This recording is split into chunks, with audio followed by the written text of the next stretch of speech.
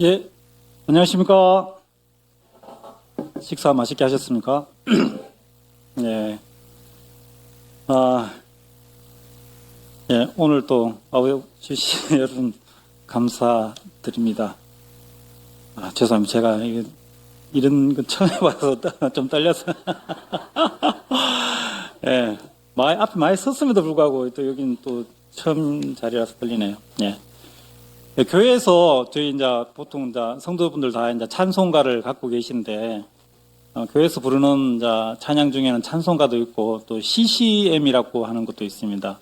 CCM이라는 것은 뭐냐면 일반 대중가요의 곡에다가 이제 기독교적인 가사를 써서 이제 동시대적인 사람들과 같은 찬양을 부르기 위해서 부르는 것들이 이제 CCM이라 그래서 청년들이나 이제 젊으신 분들이 많이 듣는 CCM이 있는데, 교회에서 부르는 곳이라 해서 교회 다니지 않는 분들은 CCM을 잘 모른다고 생각할 수도 있는데, 알게 모르게 많이 듣고 알고 있는 CCM이 있거든요. 1997년에 이제 발표된 CCM인데, 한 3년간 조용히 있다가 2000년대에는 들어서는 이제 대중가요로 통틀어서, CCM이 통틀어서 그해 1위를 한 곡이 있는데, 결국 2009년도에는 중학교 교과서에까지 실린 CCM 곡이 있습니다. 혹시 뭔지 아십니까? 당신은 사랑받기 위해 태어난 사람이라는 곡인데요.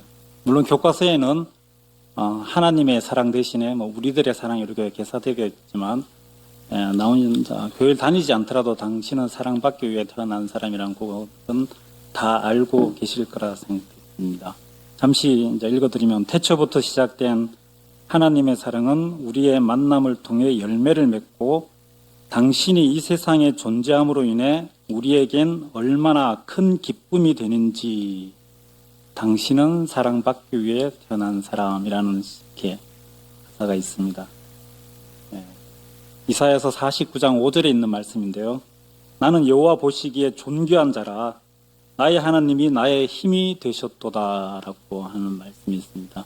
이번 일주일간 하나님의 사랑을 깨달을 수 있는 시간이 되었으면 좋겠습니다.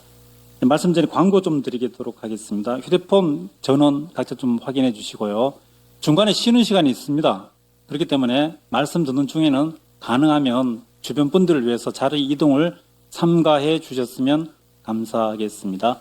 예, 성경 강연의 3일차 공교회를 담임하고 계시는 김춘현 목사님 하나님 말씀 대언해 주시겠습니다. 말씀 전에 찬양대 찬양 있겠습니다.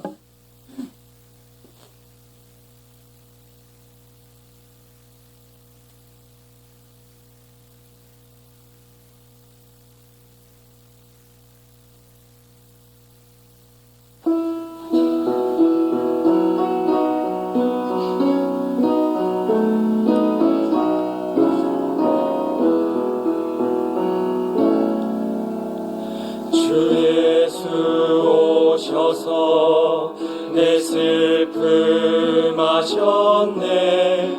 나의 악일도 내 주 아셨네.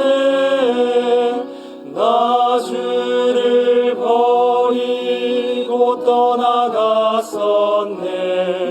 주님 약속대로 날 붙드셨네.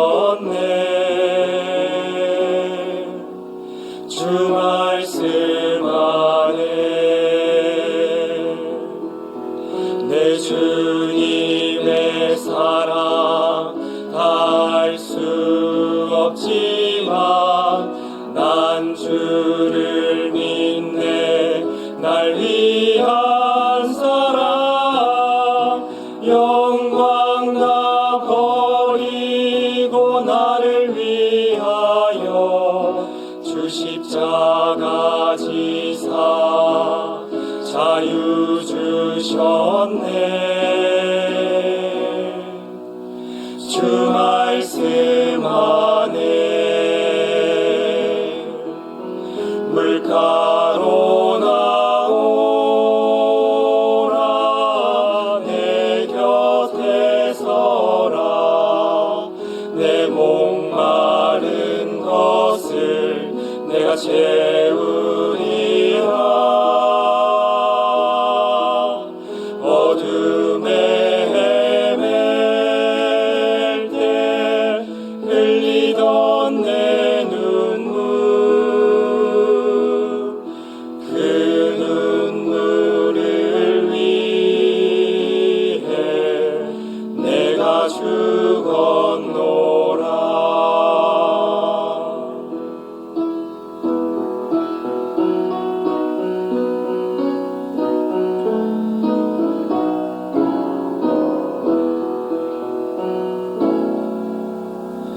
내 마음과 영혼 다 주께 드리네. 주 없는 삶은 다 허무한 삶. 구주여 은혜의 문을 여소서. 주의 크신 사랑 나 찬양하리. 주 말씀 안에 물가로 나오라. 내 곁에 서라. 내 목마른 것을 내가 채우리라. 어둠에 헤맬 때 흘리던 내 눈물,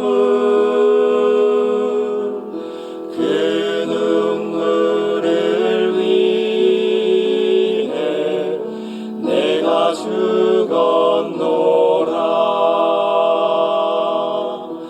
그 눈물을 위해 내가 죽었노라.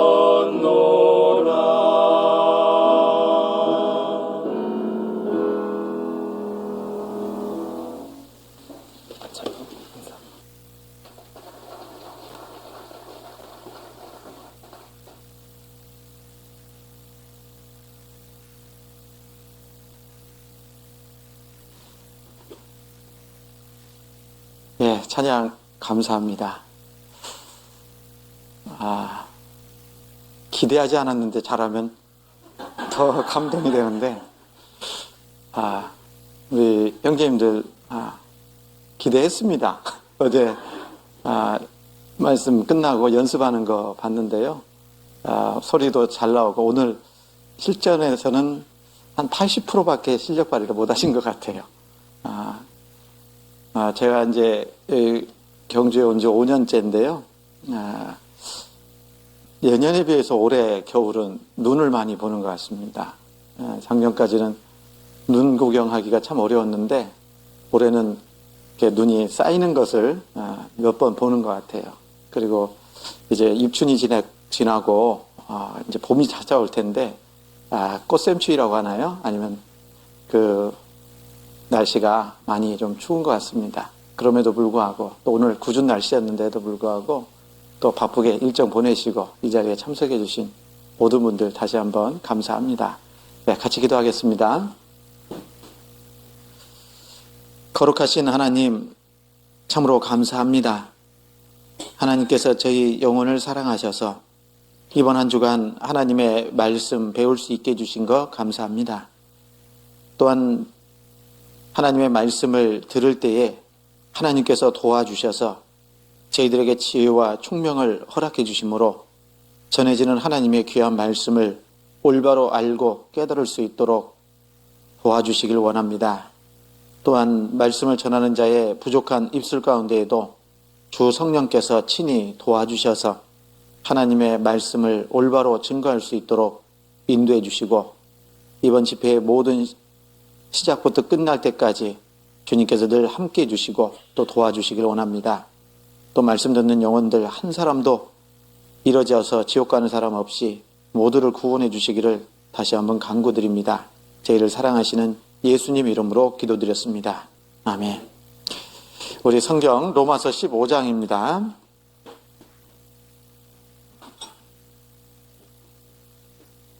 로마서 15장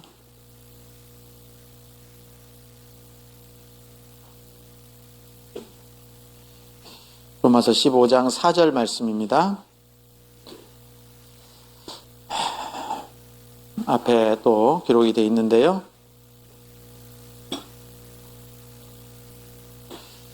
네, 같이 한번 읽도록 하겠습니다.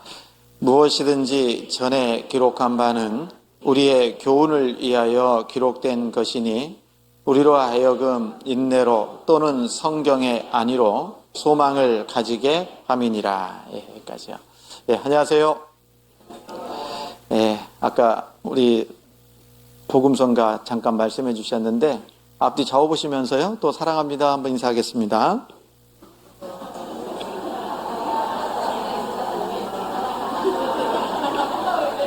네, 오늘도 잘 오셨습니다. 우리가 이번 한 주간 성경을 공부하는 목적은 하나님 앞에 죄를 용서받고 천국 갈 수 있는 믿음을 얻기 위해서 성경을 공부한다라고 말씀을 드렸습니다. 이 성경을 통해서 구원을 받기 위해서는 믿음으로 구원받는 거기 때문에 사실을 올바르게 알아야지만이 믿음이 생긴다라고 얘기할 수 있습니다. 그래서 이 하나님을 온전히 믿고 또 구원을 받기 위해서는 이 성경이 정말 하나님의 말씀인지 아닌지가 확실하게 마음에 믿어져야 됩니다. 그래서 어제도 말씀드린 것처럼 이 성경이 사실이냐 그렇지 않으냐 이걸 확인해 보는, 그래서 확인하고 믿는 것이 하나님께서 우리에게 원하시는 온전한 믿음이다라고 말씀드릴 수 있습니다. 오늘 로마서 15장 4절 말씀을 이제 읽었는데 이 성경은 역사 형식으로 기록이 됐습니다. 그래서 이 성경이 하나님이 보시는 인류의 역사라고 말씀을 드렸는데 이 성경을 이렇게 구분할 때 구약 성경도 마찬가지고 신약 성경도 마찬가지인데 HEP, HEP 이렇게 구분을 합니다. 그래서 H는 히스토리, 역사를 말하고 이 역사는 지나간 사건을 기록한 거, 그리고 지나간 일들을, 과거 역사를 말하고 있고요. 그리고 E는 experience, 체험을 얘기합니다. 그래서 이 성경, 구약 성경도 창세기부터 욥기까지, 욥기 앞에까지, 에스더까지가 역사서다. 그리고 구약 성경만 얘기한다면, 그리고 욥기부터 전도서까지가, 아가서까지가요, 이 체험서다. 이렇게 얘기를 합니다. 그리고 이 P는 예언서를 말하는데요. 장래 있을 일을 기록한 것, 앞으로 있을 일들 이렇게 표현하는데요. 이 구약 성경의 39권 중에 이제 이사야서부터 말라기 성경까지가 이제 예언서다 이렇게 구분해서 말할 수 있습니다. 그리고 신약 성경을 말한다면 마태복음부터 사도행전까지를 역사서로 구분하고, 그리고 로마서부터 유다서까지가 그 체험서다 이렇게, 서신서라고도 얘기하죠. 체험서입니다. 그리고 이 요한계시록 한 권은 예언서다 이렇게 구분해서 말씀을 드립니다. 그래서 이 성경의 역사는, 성경은 이렇게 구분할 수 있는데 이걸 또 구분해서 생각해 보니까요, 과거, 현재, 미래 이렇게 구분할 수도 있을 것 같아요. 그래서 하나님께서 이 성경을 이렇게 대부분의 역사 형식으로 기록하신 목적은 무엇일까요? 오늘 성경 처음 우리 시작하는 말씀으로 찾았던 이 말씀이 보이죠. 로마서 15장 4절에 보면 아까 읽었죠. 무엇이든지 전에 기록한 바는 우리의 교훈을 위하여 기록된 것이니 그랬습니다. 이 성경을 하나님께서 역사 형식으로 기록해 주신 것은 뭐 하라고요? 지금 현재를 살고 있는 우리에게 성경을 배우는 가운데 교훈을 받으라는 겁니다. 그래서 성경을 통해서, 오늘 말씀을 통해서도 교훈을 얻는 것이 너무나도 중요한 부분일 겁니다. 오늘은 특별히 에덴 동산 노아의 홍수 사건, 그리고 이스라엘의 역사를 말씀드리려고 하는데 그 역사 가운데 우리가 배워야 되는 것은 거기에서 교훈을 얻어야 되겠다라는 겁니다. 그리고 그 가운데 나는 또 어떻게 해야 될까? 이 부분에 대해서도 생각할 수 있는 그런 시간이 되었으면 좋겠습니다. 인류 역사는 하나님께서 우주와 그리고 지구 그리고 식물 동물을 창조하시고 사람을 만드셨는데 그 첫사람 이름이 아담이라고 합니다. 아담. 그리고 그 아담과 하와를 만드셨고 그 아담과 살도록 하신 것이 에덴 동산이다 이렇게 얘기합니다. 그래서 인류의 첫사람 아담과 하와가 살았던 곳이 에덴 동산입니다. 창세기 1장은 하나님께서 천지 창조를 하셨다는 내용인데 창세기 1장이 사실인 것처럼 이제 에덴 동산에 대한 사건이 말씀이 창세기 2장에 나옵니다. 그 2장의 내용도 사실이야지만이 우리가 믿을 수가 있을 겁니다. 여러분, 에덴 동산 말하면요, 어떤 분들은 신화나 전설처럼 생각하는 경우가 있어요. 신화는 전설은 근거가 있을까요, 없을까요? 성경이 신화나 전설처럼 근거가 없다면 믿을 수가 없을 겁니다. 그래서 이 에덴 동산도 실제로 사실인지 아닌지를 확인을 해야 된다는 겁니다. 에덴 동산 창세기 2장 8절에 나와 있는데 그 에덴 동산이 정말 사실일까? 이 부분에 대해서 오늘 먼저 말씀을 드리겠습니다. 자, 이 창세기 2장 8절에 보면 이렇게 말씀하고 계십니다. 같이 한번 읽어볼까요? 여호와 하나님이 동방의 에덴에 동산을 창설하시고 그 지으신 사람을 거기 두시고 하나님께서 동방의 에덴에 동산을 창설하셨다라고 말씀하십니다. 그리고 이 창세기 2장에 나와 있는 에덴 동산이 정말 사실이라면 증거가 있어야 되겠죠? 네, 그래서 어제도 말씀드린 것처럼 이 성경 말씀을 배우는 가운데 증언과 성취함이 있어야지만이 하나님의 말씀으로 우리가 믿을 수 있다고 했잖아요. 자, 에덴 동산이 정말 사실일까?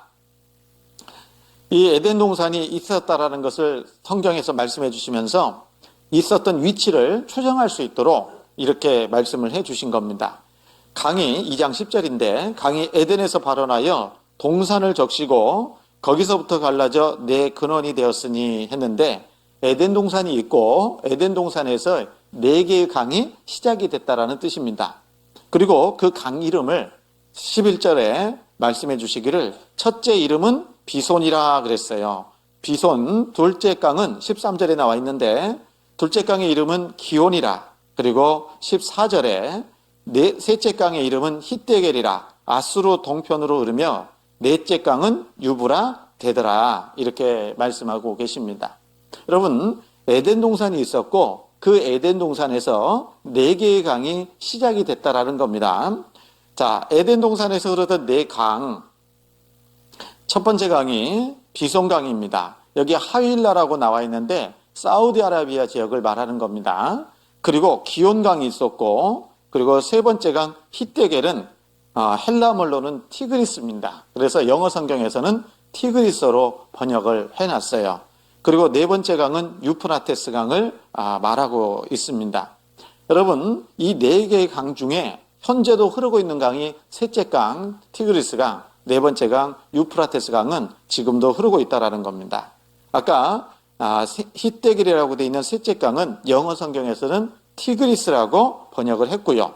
그리고 넷째 강은 유브라데인데 유프라테스다라고 말합니다. 여러분, 이 셋째 강 유프라테스 강과 티그리스 강이 흐르고 있는 곳이 어딜까요?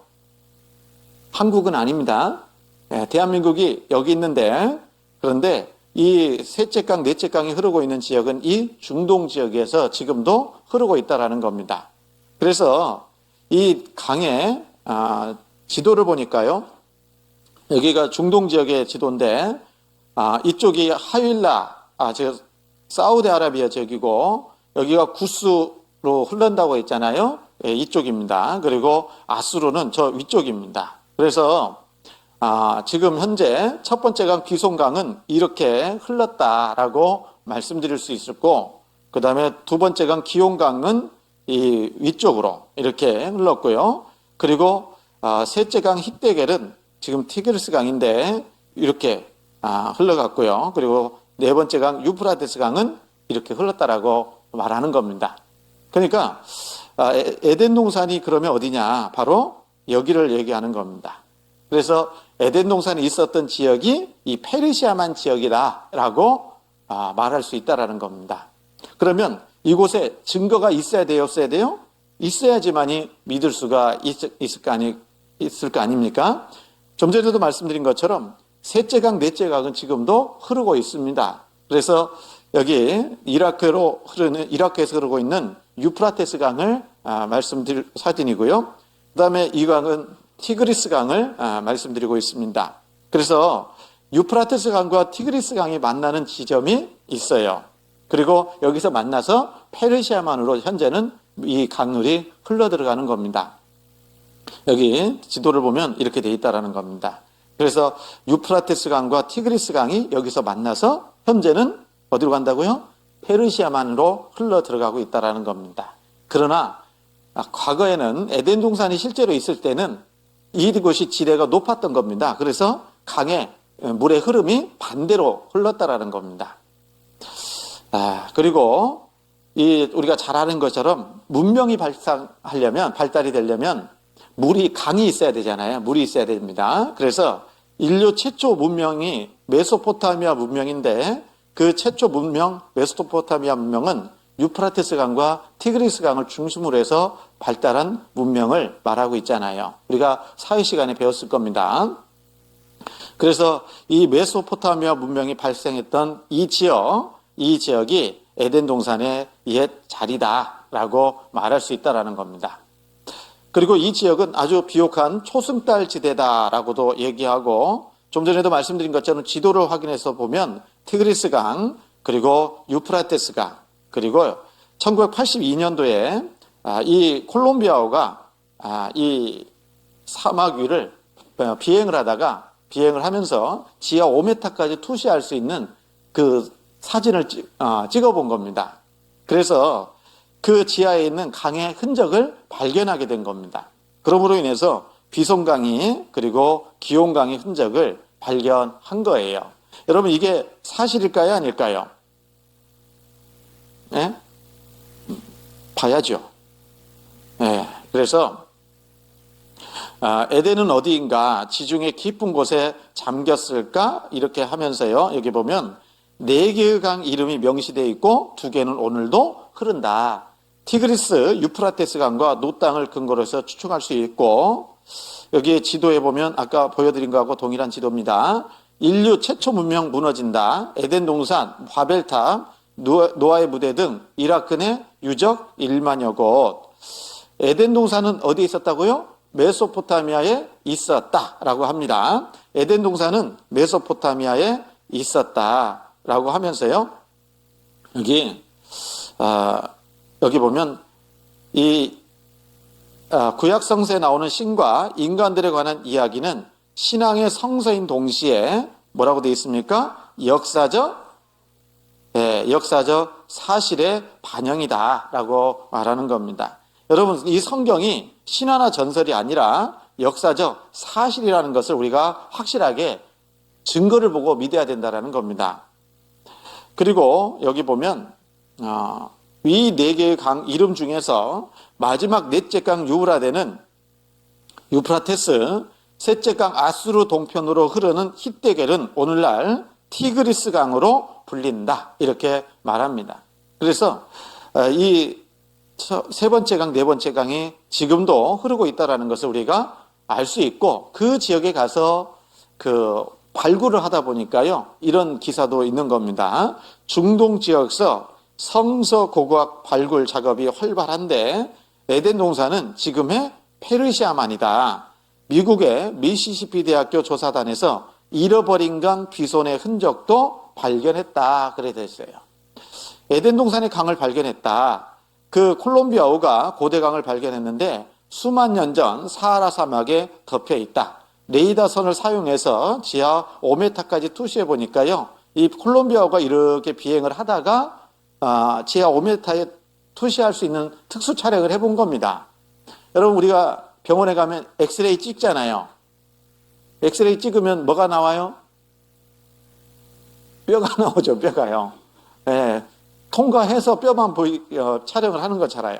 그런 것처럼 이 지하 5m까지 특수한 촬영을 하다 보니까 강의 흔적이 발견되더라는 겁니다. 그래서 이렇게 이 강이 흘렀던 흔적들을 발견할 수가 있다라는 겁니다. 이게 물이 흘렀던 흔적이라는 겁니다. 이런 것들이요. 자, 그래서 아까 말씀드린 것처럼 이렇게 강이 흘렀는데 에덴 동산은 바로 어느 곳이라고요? 바로 이 넓은 지역을 말하는 겁니다. 넓은 지역을. 자, 에덴 동산 사실이 아니에요?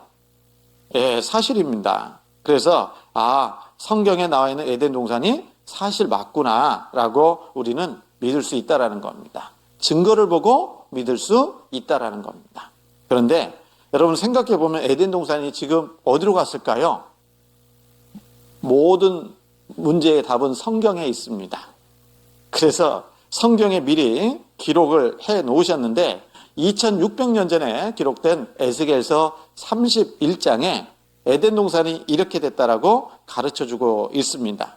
그래서 31장 16절에 보면 내가 그로 구덩이에 내려가는 자와 함께 음부에 떨어뜨리던 때에 열국으로 그 떨어지는 소리를 인하여 진동하게 하였고 물대임을 받은 에덴의 모든 나무 곧 레바논에 뛰어나고 아름다운 나무들로 어디에서요? 지하에서 위로를 받게 하였느니라. 18절에도 에덴 나무와 함께 지하에 내려갈 것이요.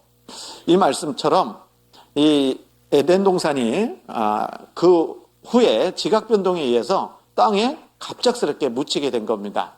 그래서 그 에덴 동산에 있었던 그 지역에서 석유가 그렇게 많이 나오죠. 원유가요. 그 이유는 이 석유는 석유의 형성법이라고 되어 있으면서 석유의 원료는 생물의 사체다. 모래가 썩어서 석유 나오는 게 아니잖아요. 그죠? 그만큼 에덴 동산에서는 동물과 식물들이 엄청나게 큰 동물과 식물들이 살았고 그것이 갑자기 지하로 매몰되니까 그럼으로 인해서 석유가 나올 수 있다는 겁니다. 우리나라에서도 대왕고래 프로젝트 해가지고 며칠 전에 경제성 없음 이렇게 나온 겁니다, 지금. 예. 그러니까 에덴 동산처럼 울창했던 것이 아니었던 것 같고요. 그리고 석유가 되려면 아무리 울창하게 그리고 많은 짐승들이 살았어도 자연사하면 석유가 안 나옵니다. 갑작스럽게 매몰이 돼야 석유가 나오게 돼 있는 거예요. 그래서 지각 변동에 의해서 석유가 나오게 돼 있는 겁니다. 그래서 이렇게 동물과 식물들이 사는데 이것이 지하로 매몰되고 그리고 이 땅 속에는 불이 있잖아요. 그러므로 인해서 이게 석유가 나오게 되는 겁니다. 그래서 지금도 이 페르시아면 지역에서 석유가 전 세계 석유 산유량의 약 70%가 여기서 나온다는 것을 생각하면 이 에덴 동산이 얼마나 광대했고 얼마나 그 풍요로웠는지를 생각할 수 있다라는 겁니다. 그래서 에덴 동산은 바로 이곳이 에덴 동산의 옛 자리다라고 고고학적인 발견을 통해서도 확인할 수 있다라는 겁니다.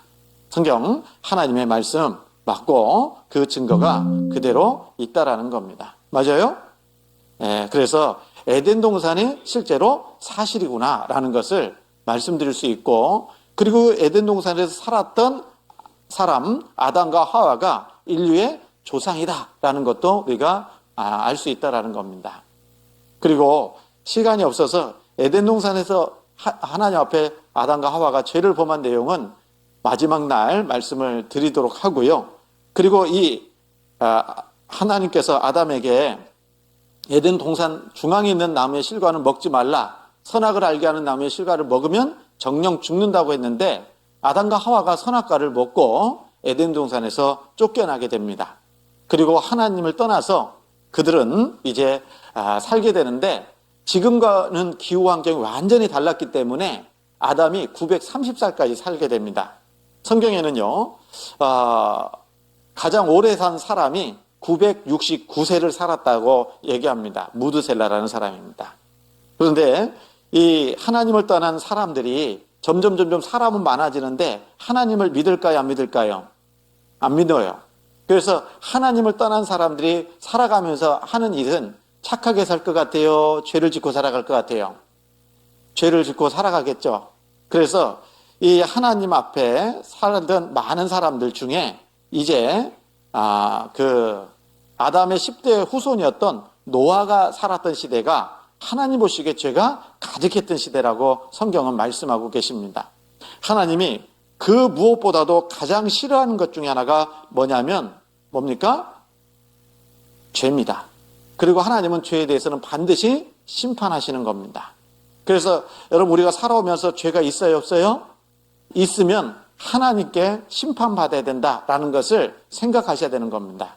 그래서 노아가 살았던 시대에 하나님 앞에 죄가 너무나도 가득하니까 하나님이 이 세상을 물로 심판할 것을 작정하시고, 그리고 노아에게 그 사실을 미리 말씀해 주심으로 심판을 먼저 말씀해 주시고 심판에서 피할 수 있는 길을 알려주신 겁니다. 그래서 이 노아 시대에 홍수가 있었는데, 홍수 심판이 있었는데요. 이 홍수 전 세상은 죄로 가득한 세상이다라고 말할 수 있을 겁니다. 여러분, 이 하나님께서 왜 이 세상을 물로 심판했냐? 죄 때문에 그런 거예요.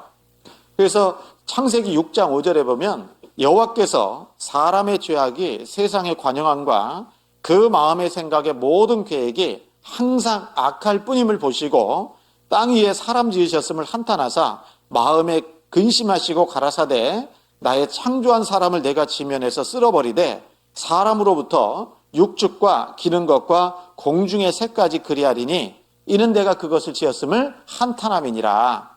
여기 보면 죄가 관영했다고 되어 있는데 관영이라는 게 꽉 찼다라는 겁니다. 여러분, 우리가 살면서요, 쓰레기 버릴 때 있죠? 쓰레기 봉투에다가 쓰레기 담아서 버리잖아요. 어떻게 버립니까? 절반만 채워서 버리는 분 계십니까? 아니, 돈이 그 몇 백원 아깝잖아요? 그래서 쓰레기 봉투에다 버릴 때라도 정말 발로 꽉꽉 눌러가지고요, 묶이지 않을 정도로 해가지고 버리지 않습니까? 하나님도 이 세상의 죄를 심판하실 때 참을 때까지 참다가 최종적으로 심판을 하시는 겁니다.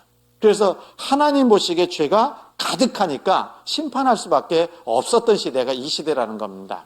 그래서 그 마음의 생각의 모든 계획이 항상 악할 뿐임을 보시고 땅 위에 사람 지으셨음을 한탄하사 마음에 근심하시고, 그래서 이 세상을 물로 심판할 것을 말씀하신 겁니다. 이 노아 시대에 죄가 이랬다라는 겁니다. 11절에는 때에 온 땅이 하나님 앞에 폐괴하여 강포가 땅에 충만한지라. 하나님이 보신즉 땅이 폐괴하였으니 이는 땅에서 모든 혈육 있는 자의 행위가 폐괴함이었더라. 여기 강포는요, 폐괴는 부서지고 무너진다. 사회 질서가 우리 시대도 좀 많이 무너지는 것 같은데 그 노아 시대 때도 질서가 무너지고 여러 가지 정말 죄가 가득했던 시대라는 겁니다. 그리고 강포는 완강하고 포악하고 우악스럽다, 이런 표현 말씀을 하고 있는 겁니다. 그래서 이런 시대에 하나님께서 죄를 심판하실 수밖에 없었던 겁니다. 그래서 하나님이요, 죄가 가득한 세상에 하나님은 물로 심판할 것을 노아에게 가르쳐 주신 겁니다. 여러분, 그래서 여기 이런 노아 홍수 시대 때 사람들은 먹고 마시고 시집가고 장가가고 그러면서도 또 죄는 가득 짓게 된 겁니다. 강포가 충만했다고 그랬죠? 쾌락도 있고 이렇게 살아간 겁니다.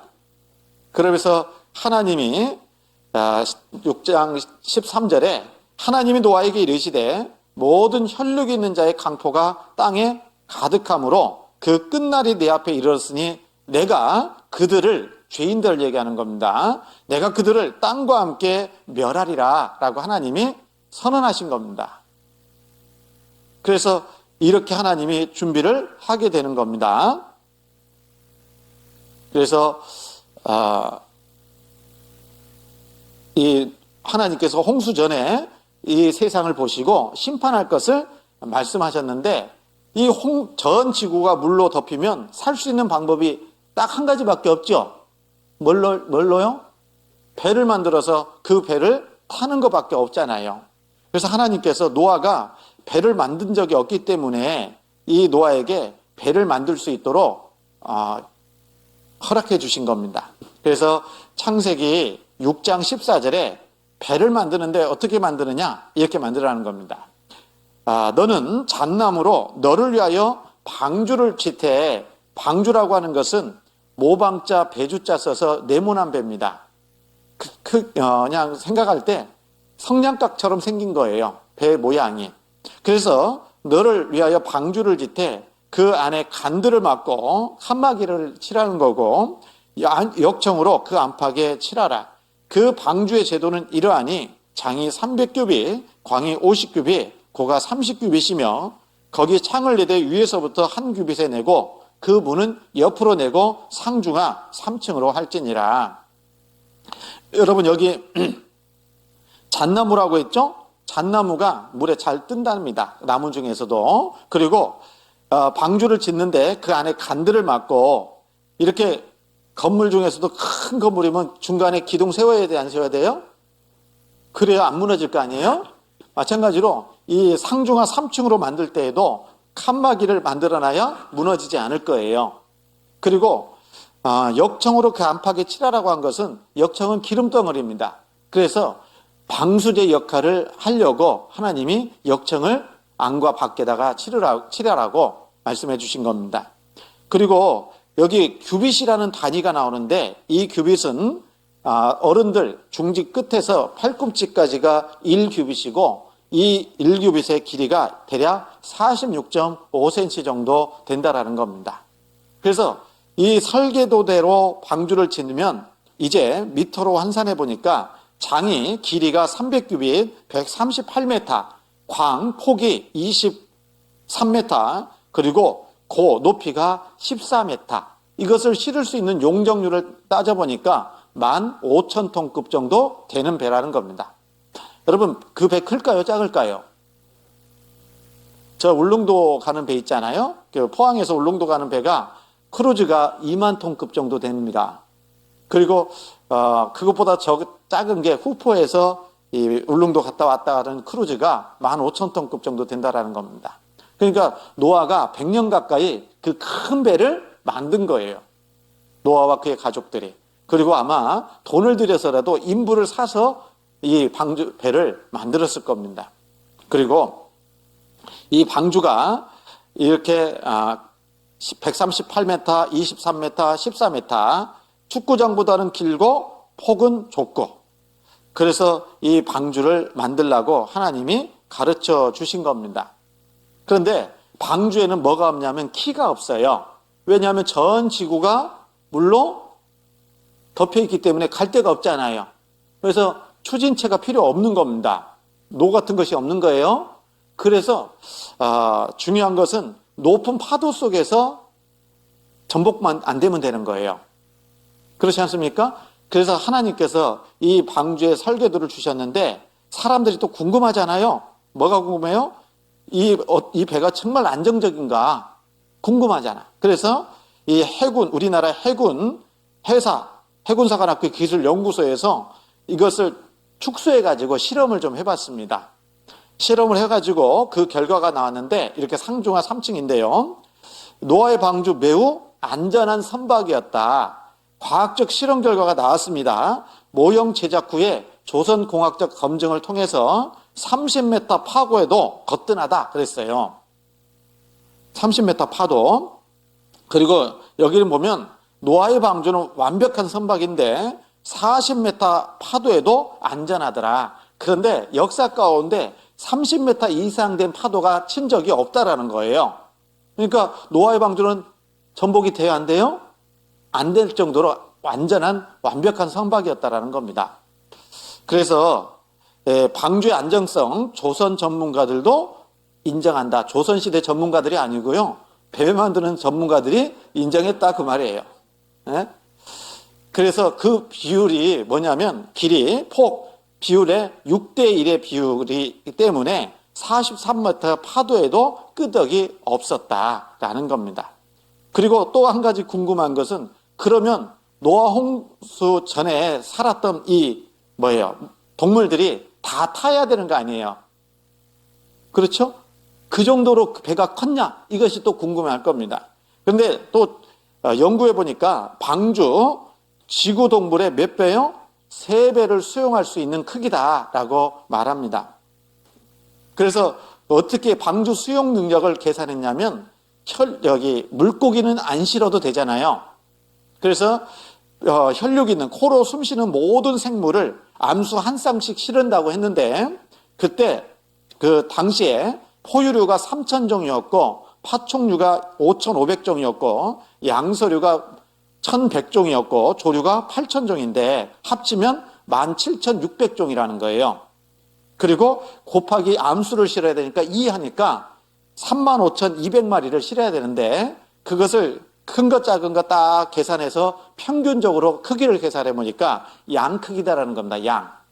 그래서 현재 지구상의 모든 폐호흡하는 생물체를 한 쌍씩 모으면 평균 양 125,280마리의 크기가 되는데 이것은 방주의 3분의 1도 못 미치는 양이라는 겁니다.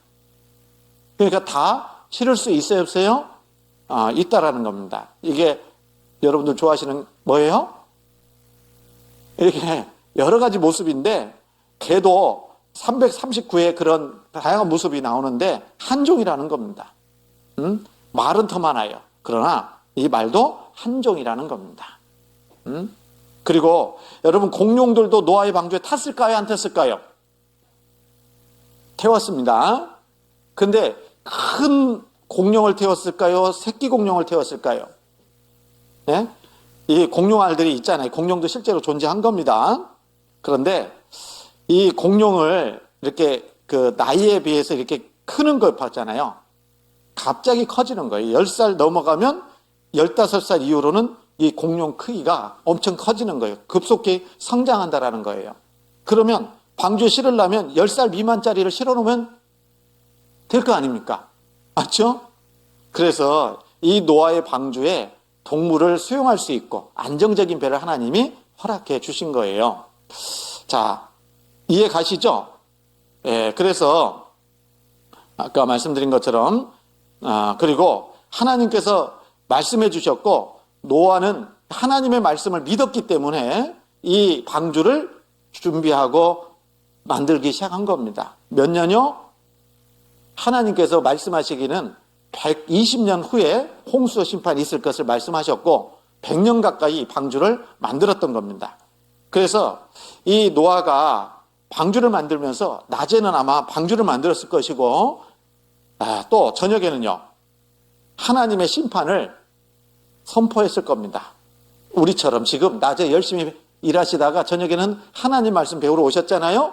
그것처럼 노아는 열심히 하나님 일을 하면서도 하나님은 노아가 그랬을 겁니다. 나는 하나님의 말씀을 믿는다. 앞으로 조금 있으면 이 세상이 물로 심판받을 거라는 건 나는 확실히 믿기 때문에 이렇게 방주를 준비하고 있다. 방주가 완성되면 같이 타자 했을까요? 안 했을까요?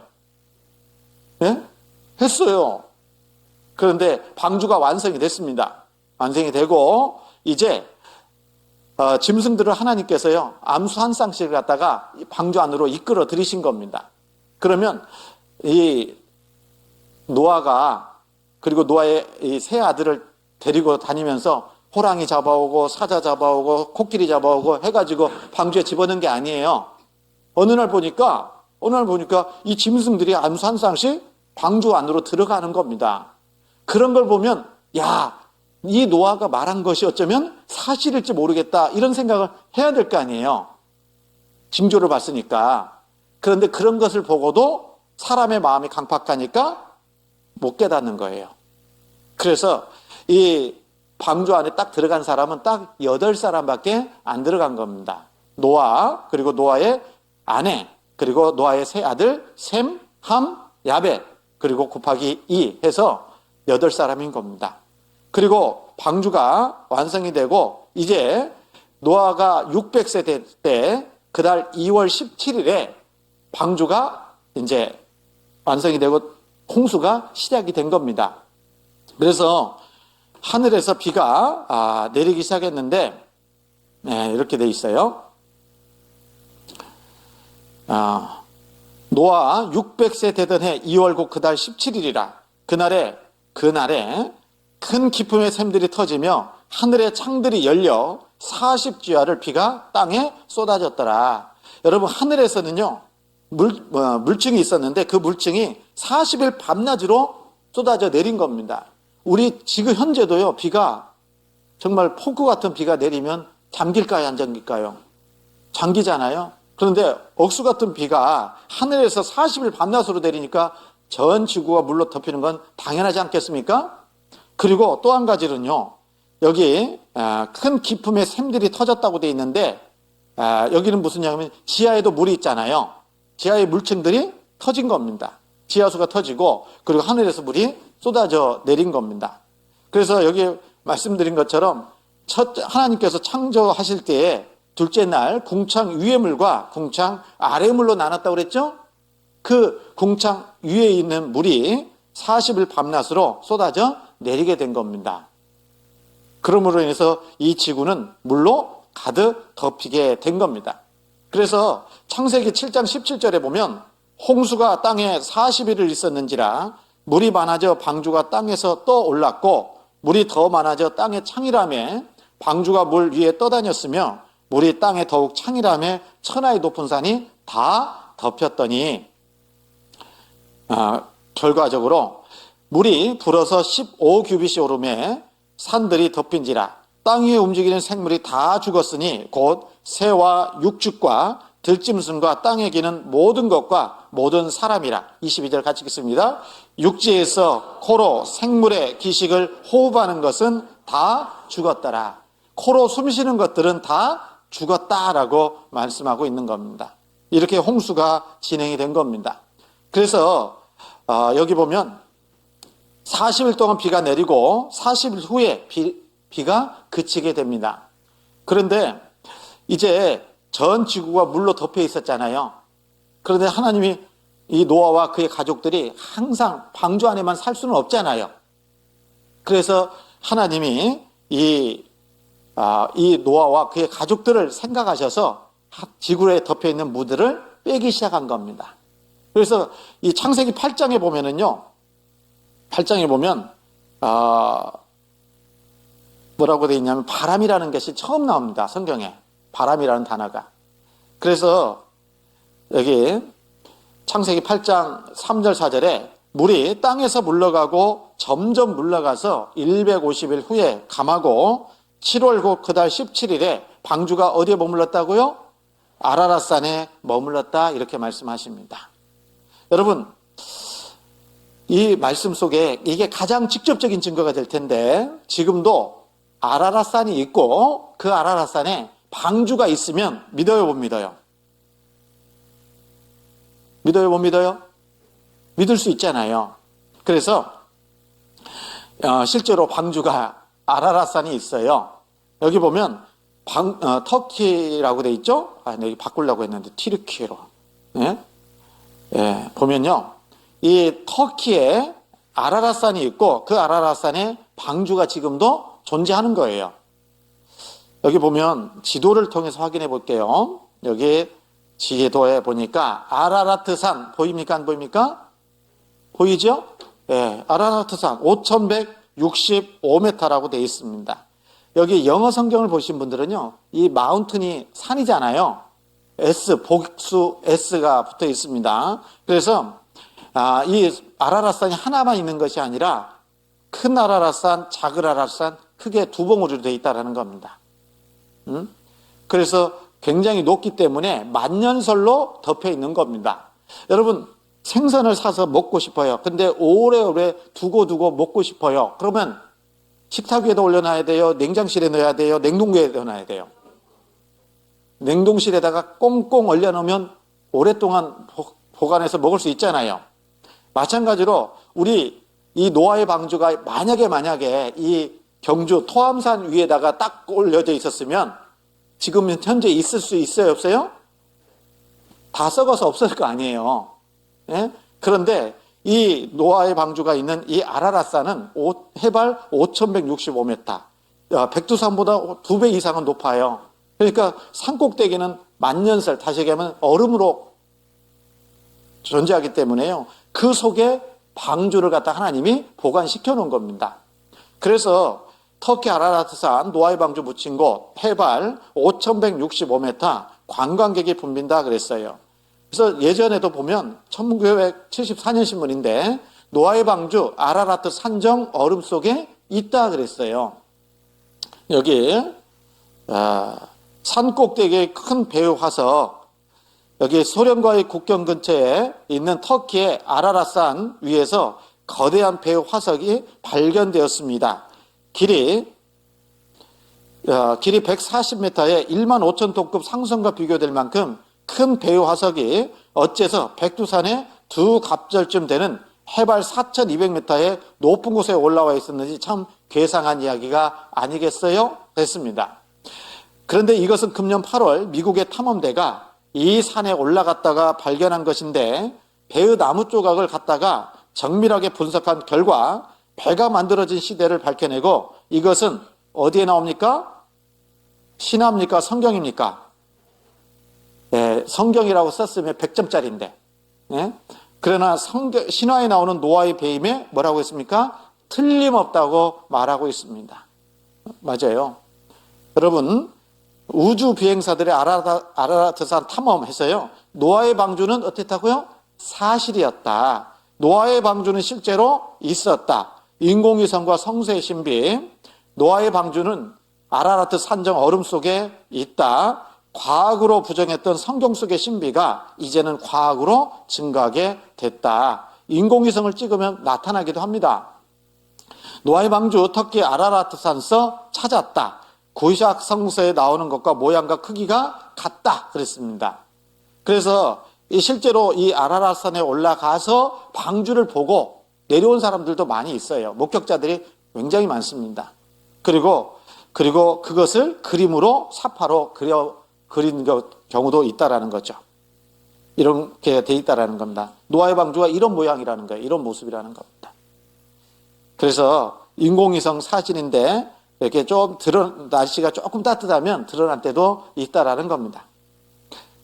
그래서 노아의 방주를 찾아서라는 여러 책들이 지금도 있다라는 겁니다. 여러분, 사실이 아니에요? 예, 사실이라는 겁니다. 노아 홍수 사건은 사실이기 때문에 우리가 믿을 수 있다라고 말하는 겁니다. 여러분, 증거 있어요, 없어요? 그래서 이 노아의 방주가 7월 17일에 아라라산에 머물렀고 이제 물이 점점 빠진 여부를 확인을 했을 거 아니에요. 방주 안에서. 그래서 이 산들이 보이기 시작하니까 11월 달에 40일 후에 까마귀를 내보내서 물이 빠진 여부를 확인하려고 까마귀를 보냈더니 또 안 돌아온 겁니다. 왜 안 돌아왔을까요? 홍수로 죽은 사람들의 시체가 가득하니까 까마귀들은 그거 먹으려고 안 들어온 거예요. 그래서 비둘기를 내보냈더니 비둘기는 그 시체 안 먹었기 때문에 접촉, 다시 하면 발 디딜 데가 없으니까 다시 돌아왔다가 또 내보내니까 또 돌아왔다가 그러면서 감람새 잎사귀가 물고 오니까 물이 많이 빠졌구나 라는 것을 알고 나오게 되는 겁니다.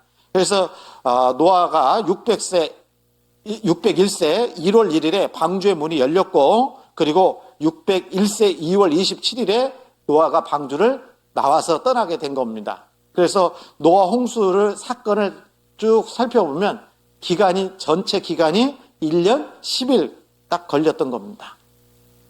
여러분 이해 가시죠? 그래서 노아 홍수 사건이 사실이 아니에요? 사실입니다. 그런데 좀 전에도 말씀드린 것처럼 교훈을 얻자 그랬잖아요. 노아 홍수 사건이 우리에게 주시는 교훈이 뭐냐 이거죠. 창세기 9장에 보면 내가 너희와 언약을 세우리니 다시는 모든 생물을 홍수로 멸하지 아니할 것이라 땅을 침몰할 홍수가 다시 있지 아니하리라. 하나님이 가라사대 내가 나와 너희와 및 너희와 함께하는 모든 생물 사이에 영세까지 세우는 언약의 증거는 이것이라. 내가 내 무지개를 구름 속에 두었나니 이것이 나의 세상과의 언약의 증거니라. 다시는 이 세상을 물로 심판하지 않겠다라고 약속하시면서 주신 것이 바로 뭡니까? 무지개입니다. 무지개. 그래서 무지개는 하나님이 이 세상을 물로 심판하지 않겠다라고 하시면서 주신 약속입니다. 그래서 무지개 보면서 짜증내는 분은 없어요, 거의. 예? 그래서요, 그런데 이 세상은 다시는 물로 심판하지는 않지만 마지막 때가 되면 하나님이 창세기 베드로후서 3장에 이렇게 말씀하신 겁니다. 이로 말미암아 그때 세상은 물의 넘침으로 멸망하였으되 이제 하늘과 땅은 그 동일한 말씀으로 불사르게 하여 간수하신 바 되어 경건치 아니한 사람들의 심판과 멸망의 날까지 보존하여 두신 것이니라. 이제 물 심판은 없는데 무슨 심판이 있다고요? 불심판이 있다라는 겁니다. 여러분, 불심판 받아야 돼요, 안 받아야 돼요? 여러분, 사람들이 만들어 놓은 그 핵무기가 터져도 이 지구는 완전히 멸망하는 겁니다. 예? 여러분, 이 말씀은 1900년 전의 예언의 말씀인데 1945년 원자폭탄이 터졌을 때까지는 이게 안 믿어졌을 거예요. 그렇잖아요? 그런데 원자폭탄, 지금은 원자폭탄에 130만 배의 핵 위력이 있다라고 하잖아요. 그것보다 훨씬 더 많은 위력을 가지고 있는 겁니다. 그것이 터지면 지구는 완전히 멸망하는 겁니다. 그래서 1900년 전에 이 말씀을 주셨다라는 겁니다. 자, 그런데 그리고 이 마지막 때에 불심판이 있다라는 것을 또 경고하고 교훈해 주시려고 창세기 19장에 보면 하나님께서 소돔성과 고모라성에 죄가 충만하니까 어떻게 했어요? 하늘에서 유황불을 갖다가 비처럼 쏟아서 심판하셨다라는 거 우리가 보고 있잖아요. 알고 있지 않습니까? 그렇잖아요? 하나님의 심판이 분명히 있다라는 것을 말씀해 주고 있는 겁니다. 여러분, 그러면 이 불심판에 들어가야 돼요, 안 들어가야 돼요? 안 들어가야 되죠? 그런데 준비하지 않은 사람은 불심판에 들어갈 겁니다. 그럼 어떻게 준비해야 될 거냐? 예수님께서 말씀하셨는데요. 노아의 때와 같이 인자의 임함도 그러하리라. 홍수 전에 노아가 방주에 들어가던 날까지 사람들이 먹고 마시고 장가들고 시집가고 있으면서 홍수가 나서 저희를 다 멸하기까지 깨닫지 못하였으니 인자의 임함도 이와 같으리라. 여러분 노아 시대에 심판받을 때 노아가 방주에 들어가던 날까지 사람들이 먹고 마시고 장가들고 시집가고 있었다 그랬어요. 이게 죄입니까, 안 죄입니까? 죄는 아니죠. 아니, 시집가는 게 죄입니까? 장가가는 게 죄입니까? 그럼 저는 죄적되세요? 네. 이 먹고 마시고 시집가고 장가가는 것은 우리의 일상적인 삶이라는 겁니다. 그런데 왜 하나님은 이런 걸 가지고 심판하실까? 여기에 이유가 이사야서 5장에 나와 있습니다. 여기 보면 하나님이 이렇게 말씀하시죠. 같이 한번 읽겠습니다. 가옥에 가옥을 연하며 전토에 전토를 더하여 빈틈이 없도록 하고 이 땅 가운데에서 홀로 거하려 하는 그들은 화 있을진저. 가옥에 가옥을 연하고 전토에 전토를 더하여 빈틈이 없도록 하고 이 땅 가운데서 홀로 거하려 하는 그들은 화 있을진저. 이 사람들의 그 삶의 목적이 뭐냐 이 말이에요. 오로지 이 세상에서 집 늘려가는 거 아시죠? 땅 늘려가는 거. 예? 그래서 이 세상에 살아가는 목적이 온통 이 세상 것만을 위해서 살아가는 사람을 말하는 겁니다. 여러분, 우리도 그런 분이 계시면 이제 좀 생각을 좀 하셔야 됩니다. 여러분 이 세상은 우리가 길게 살아야 100년도 못 살아요. 그렇죠? 그리고 모아놓은 재산 다 가지고 간다고요? 놓고 간다고요? 여러분, 재산 놓고 가면요, 자녀들이 좋아할 것 같죠? 싸워요, 진짜. 가정부라 만듭니다. 그래서요, 저는 그런 거 보면 행복해요. 부모님께 물려받은 게 하나도 없어가지고요. 네? 그런데 여러분, 삶의 목적을 이 땅에만 두고 살아가면 하나님 앞에 심판받아요. 그걸 생각하라는 겁니다. 그리고 또 여기 이어서 말씀하길 11절에 아침에 일찍이 일어나 독주를 따라가며 밤이 깊도록 머물러 포도주에 취하는 그들은 화 있을진자. 여러분, 아침에 일어나자마자 술 찾고요. 저녁 밤늦게까지 술 먹어요. 왜 이런 모습을 말씀하냐면요. 어떤 사람이냐면 자신의 육신의 쾌락을 위해서 살아가는 사람을 얘기하는 겁니다. 술뿐만 아니라 자기 육신의 즐거움만을 위해서 쫓아가는 사람들은 다 이와 같다 그런 얘기예요. 그리고 그들이 그런 사람들은 연애에는 수금과 비파와 소고와 저와 포도주를 갖추었어도 이렇게 자기 육신의 즐거움을 위해서는 살지만 뭘 안 합니까? 여기 보면 여호와의 행하심을 관심치 아니하며 그의 손으로 하신 일을 생각지 아니한다. 여러분, 우리 인생 지금 바쁘게 살아가잖아요, 여러분. 여러분, 이제 이번 한 주간은 어제도 첫날 말씀드렸던가요? 잠시 인생의 브레이크를 좀 잡고 좀 여유 있게 내 인생을 좀 생각할 수 있는 시간을 가져야 됩니다. 그리고 하나님께서 하신 일이 무엇인지를 좀 알고 믿어야지 천국 갈 수 있을 겁니다. 그 사람이 하나님께서 주시는 영생의 축복을 받을 수가 있는 겁니다.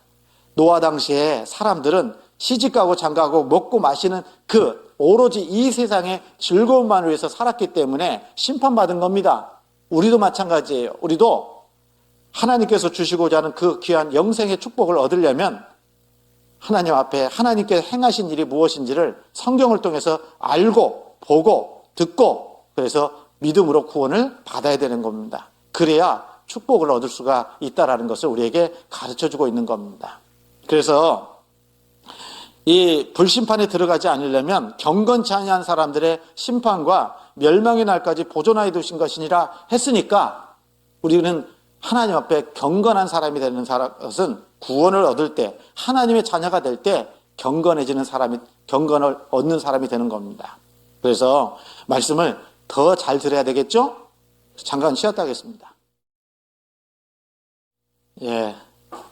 이제 과거 역사 속에서 에덴 동산의 증거, 그 다음에 노아 홍수 사건을 통해서 이 성경이 하나님의 말씀이라는 증거를 좀 배웠습니다. 이제 법정에서 소송에서 승리하려면요, 뭐가 필요합니까? 어제 우리가 이사야서 41장 말씀에서 너희 우상들은 소송을 일으키라. 야곱의 왕이 말하노니 너희는 확실한 증거를 보이라. 이렇게 말씀하셨는데, 이 소송에서 이기기 위해서는요, 증거도 있어야 되고, 뭣도 있어야 돼요? 증인도 필요합니다. 그래서 하나님이 참된 신이라는 것을 증거할 목적으로 하나님께서 한 민족을 선택하셨는데 그 민족이 이스라엘 민족입니다. 그래서 오늘 남은 시간은 이스라엘 역사를 통해서 하나님이 어떤 분인지 성경이 사실인지 아닌지를 확인해 보려고 합니다. 여러분, 이스라엘 역사 배울 때 우리 한국 역사도 제대로 모르는데 뭘 이스라엘 역사까지 배워 이렇게 생각하시는 분들도 계시는데요. 한국 역사를 잘 배우면 수능 점수가 올라가죠. 그런데 이스라엘 역사를 잘 배우면 하나님이 어떤 분인 줄 알고 영생의 축복을 얻을 수 있습니다. 그러면 뭐부터 배워야 될까요? 이미 수능 시대 다 지났잖아요. 네. 그래서 오늘은 이스라엘 역사를 좀 배워야 되겠어요. 자, 이게 이스라엘의 역사를 배우는데 지금 앞에 보이는 것이요, 이스라엘의 국기입니다. 가운데 있는 별을 다윗의 별이라고 얘기합니다. 이 다윗의 별은 이스라엘 역사 가운데 가장 위대한 왕, 지혜의 왕 솔로몬이 아니라 다윗이라고 말할 수 있습니다. 그리고 이 다윗의 후손으로 예수님이 이 땅에 오십니다. 성경 마태복음 1장 1절에 보면 아브라함과 다윗의 자손 예수 그리스도의 세계라 이렇게 시작이 됩니다. 그래서 이스라엘 역사의 시작은 누구요? 아브라함을 통해서 시작이 됐고, 메시아가 오실 때 아브라함의 후손일 뿐만 아니라 유다 지파 그리고 다윗의 후손으로 오신다고 약속하셨고, 그렇게 예수님이 오신 겁니다. 그래서 이스라엘 역사 가운데 유명한 사람을 생각한다면 아브라함과 다윗 이렇게 말할 수도 있습니다. 이스라엘은 어떤 민족이냐? 어떤 민족입니까? 같이 읽어볼까요? 하나님을 증거하는 민족, 이게 이스라엘입니다. 그래서 이스라엘 역사의 시작은 창세기 12장부터 시작이 됩니다. 창세기 12장 1절부터 제가 읽겠습니다. 여호와께서 아브라함에게 이르시되 너는 너의 본토 친척 아비 집을 떠나 내가 내게 지시할 땅으로 가라. 내가 너로 큰 민족을 이루고 내게 복을 주어 내 이름을 창대케 하리니 너는 복의 근원이 될지라. 너를 축복하는 자에게는 내가 복을 내리고 너를 저주하는 자에게는 내가 저주하리니 땅의 모든 족속이 너를 인하여 복을 얻을 것이니라 하신지라. 이렇게 말씀하셨습니다. 자, 창세기 12장 1절 2절을 통해서 아브라함에게 주신 하나님의 약속이 크게 세 가지입니다. 하나는 땅을 약속하셨어요. 그래서 그 땅이 가나안 땅, 팔레스타인 땅이라고 하는 그 땅을 얘기합니다. 지금의 이스라엘 땅이죠. 그리고 두 번째로 약속한 게 큰 민족을 약속하셨습니다. 아브라함의 후손을 통해서 오는 민족, 이스라엘 민족, 유대인이라고도 말을 합니다. 그리고 또 한 가지 약속은 너는 복의 근원이 될지라. 복 받는다라고 말씀하지 않고 복의 근원이다 이렇게 말씀하신 것은 이 아브라함과 다윗의 후손으로 누가 오십니까? 예수님이 오셔서 예수님을 통해서 이 세상의 모든 사람들이 영생의 축복을 받을 것을 미리 약속하시고 복의 근원이 될 것이다 라고 말씀하시는 겁니다. 여러분, 예수님을 믿는다라는 것은요, 천국 갈 백성, 다시 얘기하면 구원의 복을 받아야 되는 겁니다. 구원의 복을 받는 것이 예수 믿는 궁극적인 목적과 이유가 되는 겁니다. 여러분, 예수 믿는다고 했는데 지옥 가버렸다. 복이 아니에요. 복이 아니잖아요. 예수님은 그렇게 우리에게 그런 복을 주시려고 하는 게 아니에요. 이 세상에 축복을 주시려고 하는 것이 아니라 영생의 축복을, 복을 주시려고 예수님이 이 땅에 오신 겁니다. 자, 그래서 이 아브라함이 원래 살았던 곳은 지금의 이라크 지역인데요. 갈대아 우르라는 지역에서 아브라함이 살았습니다. 그 아브라함에게 우상 숭배하는 집안에서 살고 있는 아브라함을 하나님이 하나님의 주권으로 부르신 겁니다. 너는 너의 본토 친척 아비 집을 떠나 내가 내게 지시할 땅으로 가라. 그 약속의 말씀을 믿고 아브라함은 이제 우르를 떠나서 여기에 자기 아버지와 함께 하란으로 가게 된 겁니다.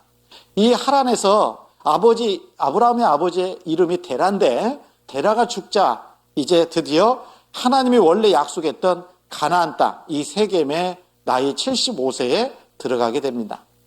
나이 75세. 이스라엘 역사는 이렇게 시작이 된 겁니다. 여기서 한 가지 생각하는 것은 하나님의 선민 이스라엘 왜 선택하셨을까? 왜 선택하셨을까요? 선택하신 목적을 몇 가지 좀 말씀을 드린다면 첫 번째 선택한 목적은 첫 번째 하나님의 증인으로 선택하신 겁니다. 하나님의 이름이 뭐라고 그랬습니까? 여호와죠. 그래서 하나님의 증인, 또 다른 말로 여호와의 증인으로 하나님이 이스라엘을 선택하신 겁니다. 여기 보면 우리 세로 성경 보시는 분들 혹 계신다면요. 이렇게 성경을 보면 세로 성경에 한 줄 그어진 경우가 있어요. 이 한 줄 그어졌다라는 것은 사람 이름을 얘기할 때 한 줄을 그었습니다. 그리고 이렇게 두 줄 그어진 제가 있거든요. 이 두 줄 그어진 것은 지명을 얘기합니다. 지명. 네? 그래서 이사야서 43장 1절 보니까요. 야곱아 너를 창조하신 여호와께서 이제 말씀하시느니라. 이스라엘아 너를 조성하신 자가 이제 말씀하시느니라. 몇 줄이죠? 두 줄이죠? 그러면 두 줄이라는 것은 야곱, 이스라엘 인명을 얘기하는 것이 아니라 그 지명이 내지 이런 민족명을 얘기하는 겁니다. 그러니까 이사야서 43장은 야곱아 하실 때 야곱 민족, 이스라엘 민족을 부르시는 거예요. 그래서 야곱아 너를 창조하신 여호와께서 이제 말씀하시느니라. 이스라엘아 너를 조성하신 자가 이제 말씀하시느니라. 너는 두려워 말라. 내가 너를 구속하였고 내가 너를 지명하여 불렀나니 너는 내 것이라. 어느 민족이요? 이스라엘 민족을 하나님이 불렀다 그랬어요. 불렀다. 왜 불렀느냐? 43장 10절에 같이 읽겠습니다. 나 여호와가 말하노라. 너희는 나의 증인, 나의 종으로 택함을 입었나니 이는 너희로 나를 알고 믿으며 내가 그인 줄 깨닫게 하려 함이라. 나의 전에 지음을 받은 신이 없었느니라. 나의 후에도 없으리라. 이스라엘 민족을 선택하고 하셔서 너희는 이스라엘 민족 너희는 나의 증인 나의 종이다 그랬어요. 여러분 이스라엘 민족을 여호와의 증인이라고 얘기하는 겁니다. 그런데 한국에 있는 여호와의 증인이 있어요. 성경적으로 보면 아닌 겁니다. 아니에요. 오직 하나님의 증인, 여호와의 증인은 이스라엘 민족만 가능한 거예요. 왜? 이스라엘 민족을 통해서 하나님을 증거하려고 하나님이 특별히 선택하셨거든요. 그래서 선택한 목적이 이거잖아요. 이는 너희를 나의 증인, 나의 종으로 택한 이유는 너희로, 이스라엘 민족 너희로 나를, 하나님을 알고 믿으며 그랬잖아요. 여러분, 믿으려면 알아야지 믿는 거예요. 모르면 못 믿죠? 여러분, 그렇지 않습니까? 제가 오늘 경주 시내를 쭉 가는데 지나가는 사람한테 제가 처음 본 사람한테 저를 믿어주세요. 그럼 뭐랄까요? 예? 미쳤나? 그럴 겁니다. 예? 제정신이 아니고만 그럴 겁니다. 그래서, 그런데요, 저하고 20년 넘게 같이 사는 사람은 저를 믿을까요? 안 믿을까요? 오늘 또 집에 가면 당신은 뭘 믿어? 그럴 것 같은데. 예? 예? 그래서 믿는다 소리 안 해도 그 사람을 알면 믿잖아요. 예? 믿어지잖아요. 맞죠? 우리 경주교회 성도님들은 저 믿어요? 안 믿어요? 예. 또 사이비 같이 하면 안 되고요. 예. 그래서 알면 믿어지는 거예요. 알면. 그러니까 하나님께서 이스라엘 민족을 선택하신 것은 하나님의 역사를 이스라엘 민족을 통해서 나타내 주시고 그 이스라엘 민족을 통해서 하나님을 알고 믿게 하시려고 그들을 선택하셨다, 부르셨다라는 거예요. 그래서 이사야서 44장 8절에도 나의 증인이라 나 외에 신이 있겠느냐 그랬어요. 이스라엘 민족만이 여호와의 증인이다 라는 겁니다. 증인은 어떤 사실을 증명하는 사람, 이것이 증인인데 이스라엘 민족이 하나님의 참신이라는 것을 증거하신다라는 겁니다. 그리고 두 번째로는요, 하나님의 말씀을 맡기기 위해서 이스라엘을 선택하신 겁니다. 그래서 첫날 말씀드렸죠? 이 성경의 기자가 40여 명이라고 그랬잖아요. 그 40여 명이 유대인들이고 이스라엘 사람들이고 그 사람들이 성경을 기록하고 보존하고 전파하는 일에 처음에 하나님 앞에 쓰임받은 사람들이라는 겁니다.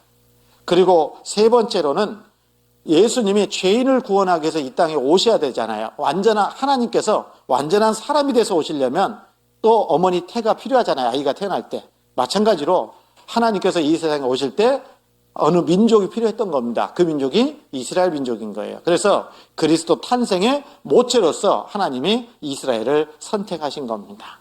그리고 네 번째로는 이방인의 본복이다. 샘플 민족이라는 겁니다. 그래서 순종하면 복을 받고 불순종하면 저주받는 역사를 미리 이스라엘 민족에게 보여주시고 그대로 실행하시면서 어떻게 하라고요? 전 세계 모든 사람들이 이스라엘 민족의 역사를 보면서 하나님이 이렇게 통치하시는 것을 믿으라는 겁니다. 생각해 보라는 거예요. 이렇게 말씀드리면 네 가지인데, 그러면 우리나라 선택하시지 왜 이스라엘이야? 이런 생각도 같죠. 우리도 이스라엘보다 못한 게 없는데 이렇게 생각할 수도 있는데 이 조건이라고 얘기해야 될까요? 이스라엘을 선택한 조건, 적은 민족이기 때문에 선택하셨다라고 말합니다. 그래서 신명기 7장 6절 7절에 보면 너는 여호와 내 하나님의 성민이라 내 하나님 여호와께서 지상 만민 중에서 너를 자기 기업의 백성으로 택하셨나니 여호와께서 너희를 기뻐하시고 너희를 택하심은 너희가 다른 모든 민족보다 수요가 많은 연고가 아니라 너희는 같이 읽겠습니다. 너희는 모든 민족 중에 가장 적기 때문에 선택했다라는 겁니다. 여러분, 씨름을 예를 든다면요, 저하고 강호동 씨하고 씨름하면 누가 이겨요?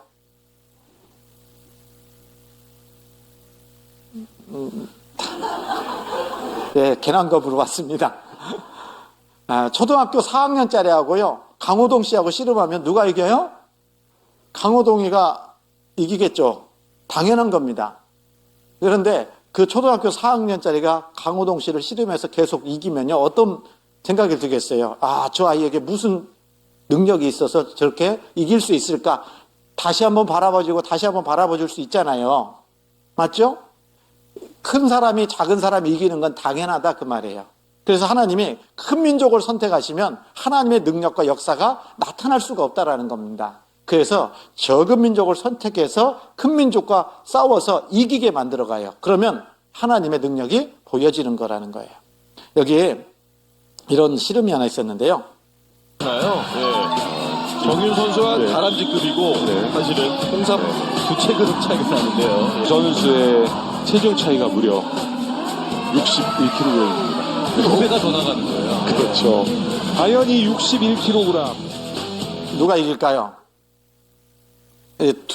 61kg 차이 난답니다. 네? 초등학생. 체중차. 번쩍 들렸어요.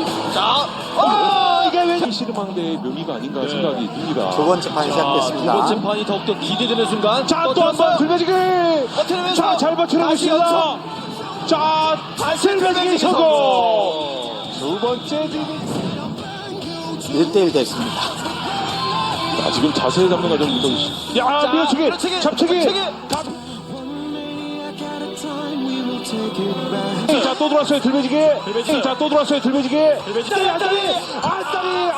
잠깐만. 지금 승부는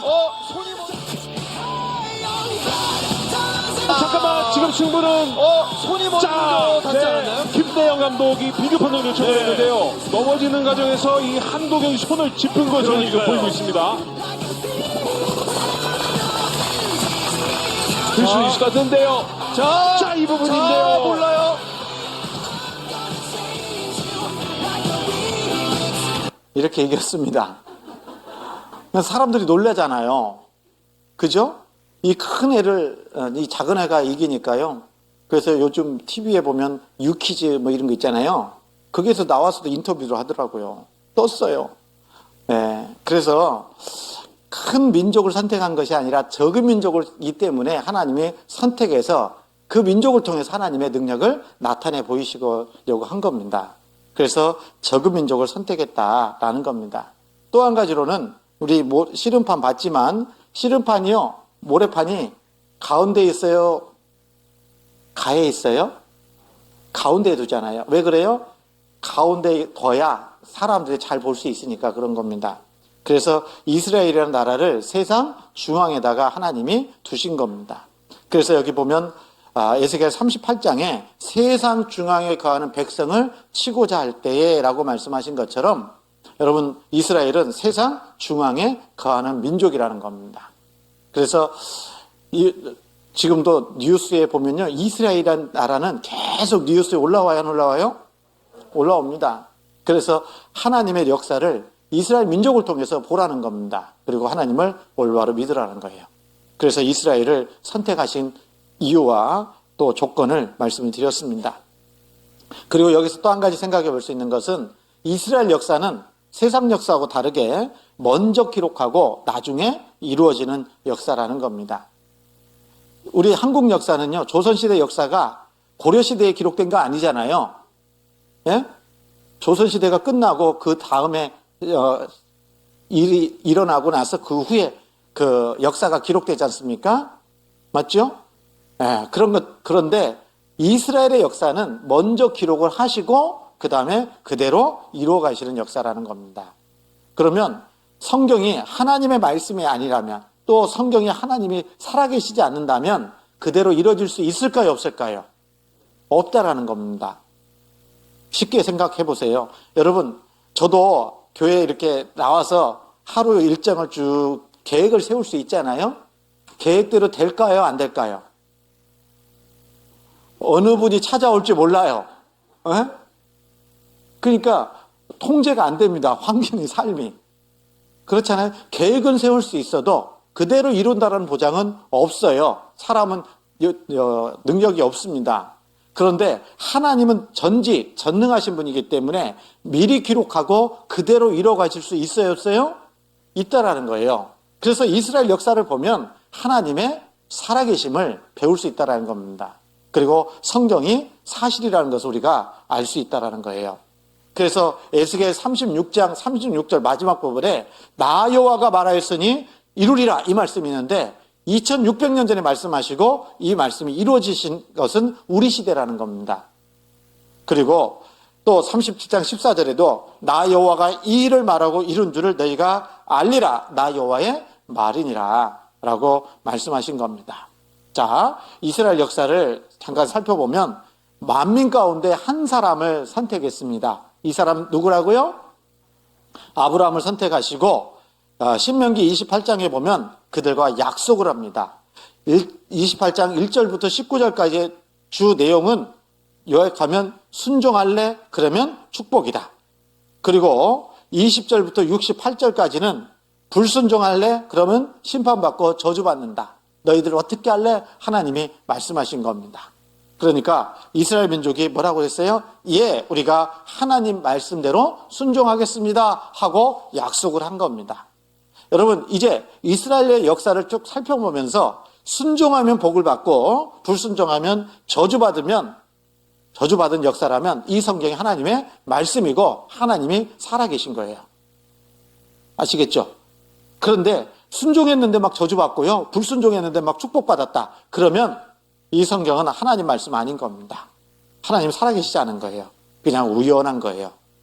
그러니까 잘 살펴봤더니 성경대로 이루어졌구나, 이스라엘 역사가. 그러면 하나님은 살아계시고 우리가 가지고 있는 이 성경은 하나님의 말씀이라고 믿을 수 있다는 겁니다. 자, 이스라엘 역사는요, 아까 아브라함을 배웠지만 이 아브라함이 이삭을 낳고 이삭이 야곱을 낳습니다. 이 야곱을 하나님께서 이스라엘이라는 이름으로 바꿔주십니다. 그리고 이 야곱은 4명의 부인을 통해서 12명의 아들을 낳게 되고 그 12명의 아들 중에 셋째 아들 레이, 이 레이 후손들로 또 인해서 제사장, 하나님을 섬기는 제사장 그룹이 나오게 됩니다. 그래서 이 레이 지파 안에서 한 사람이 나오는데 그 사람이 모세예요. 그리고 그 모세의 형이 아론인데 그 아론의 후손들로 인해서 제사장 그룹이 형성이 되게 된 겁니다. 그리고 하나님의 역사는, 창세기의 역사는 이 야곱, 그 다음에 요셉을 통해서 축복이 내려집니다. 그래서 이 요셉이 아들을 낳는데 므낫세와 에브라임이라는 두 아들을 낳습니다. 그리고 형들의 시기로 인해서 요셉은 은 20에 형들에게 팔려갑니다. 어디로? 애굽이라는 이집트라는 나라로 팔려가게 됩니다. 거기에서 종으로 팔려갔다가 죄수의 몸이 됐다가 하나님께서 그를 애굽의 총리로 올려주게 됩니다. 그 총리가 되었을 때 그 근동 지역에 흉년이 나니까 그 애굽에도 흉년이 있었고 그리고 그 가나안 땅 지경에도 흉년이 있으니까요. 총리잖아요. 네? 그래서 곡식사로 누가 내려오냐면 자기를 팔아버린 형들이 내려온 겁니다. 이미 요셉은 하나님의 역사 가운데 자기를 총리로 앉히는 순간 하나님이 나를 이곳에 형들의 그런 방법으로 나를 이곳에 보내서 우리 민족을 구원하려고 하셨구나 생각하고 다 용서했습니다. 근데 형들이 왔어요. 그러면 테스트를 좀 했어요. 사이가 좋은지 안 좋은지 테스트도 한 겁니다. 그랬더니 동생 생각하는 것도 마음이 괜찮아요. 그래서 당신들이 팔아버린 당신 동생 요셉입니다 하니까 깜짝 놀래 안 놀래요? 놀랍니다. 그러는 가운데 아직도 흉년이 5년이나 남았으니까 아버지 살아계시니까 아버지하고 가족들 다 애굽으로 내려오십시오. 내가 책임지겠습니다 해서 애굽으로 70명 정도가 내려가게 되는 사건, 이것이 창세기의 내용입니다. 그리고 이 요셉을 총리로 앉혔는데 그 총리로 앉혔던 그 애굽의 왕을 바로라고 얘기합니다. 이 파라오가 죽었어요. 시간이 흘렀습니다. 그런데 다른 바로가 보니까 어느 이스라엘 민족이 점점 강성해져 갑니다. 강성해지니까 잘못하면 전쟁 나면 안에서 적이 생기면 어떻게 돼요? 안 되잖아요. 그래서 이스라엘 민족을 하루아침에 종을 삼아버리고, 그리고 종이니까 얼마나 큰 고역에 시달리게 만들었겠어요. 그리고 씨를 말려버리려고 여자아이가 태어나면은 그래도 살려두지만 남자아이가 태어나면 나일강에다가 버리라고 명령까지 내립니다. 그 와중에 태어난 사람이 바로 모세입니다. 이 하나님께서 모세를 살려서 애굽에서 400년간 종살이하는 그들을 건져낼 목적으로 하나님께서 모세를 사용하신 겁니다. 그래서 이 이스라엘 백성들이 애굽에서 400년간 종살이하다가 드디어 모세를 통해서 모세의 인도를 받아서 애굽에서 나오는 사건이 출애굽기에 기록이 된 겁니다. 그래서 이스라엘 백성들이 살았던 이곳 고센 땅, 여기서 살다가 라암셋에서 시작을 해가지고 이제 애굽을 나오는데요. 이때 나오는 숫자가 남자 20세 이상 된 장정만 60만 명이 나옵니다. 그러니까 여자, 아이들, 그 다음에 노인들 이런 분들 다 합치면 150만에서 200만, 많게는 300만 명까지도 좋게 잡을 수 있는 그 숫자가 종살이하다가 나오게 되는 기록이 이 출애굽기라는 겁니다. 그리고 그 애굽에서 나와가지고 이곳 홍해를 건너고요. 그 홍해를 건너서 이곳 시내산에서 하나님의 말씀, 율법을 받게 되는데 그 율법의 내용이 레위기 성경이라는 겁니다. 그래서 여기에서 레위기 성경을 받고 기록하고, 그리고 이제 이스라엘 백성들은 이 가나안 땅에다가 정탐꾼을 보냈는데 12사람을 정탐꾼을 보냈는데 그 믿음의 보고를 한 사람은 여호수아와 갈렙 두 사람입니다. 그리고 나머지 10사람은 우리는 저 가나안 땅에 못 들어갑니다 라고, 우리는 그들 보기에 메뚜기 같다고 그렇게 얘기합니다. 그런데 여호수아와 갈렙은 믿음이 있는 사람이기 때문에 그들은 우리의 뭐라고요? 누가 그러더라고요. 성경에 식인종이 있다고.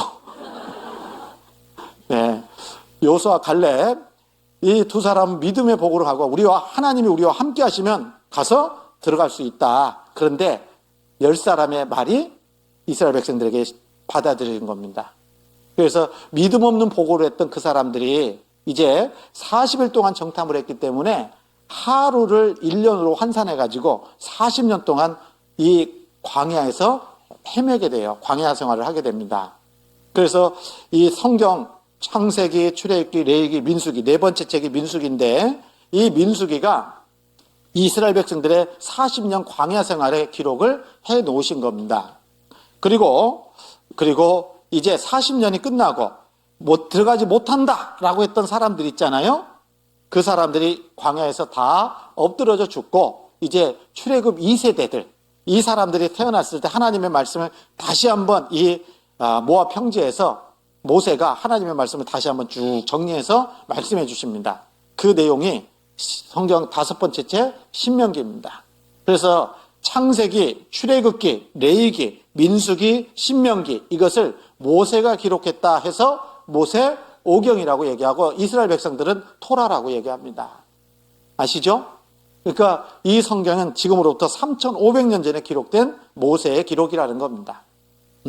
자, 이제 모세는 가나안 땅을 바라보고 느보산에서 죽습니다. 그리고 이 모세를 이어서 누가 들어가냐면 여호수아가 지도자가 돼서 이스라엘 백성들을 이 요단강을 건너서 여리고성을 점령하고 그리고 정복전쟁을 이루면서 땅을 배분하게 됩니다. 이 성경이 여호수아서입니다.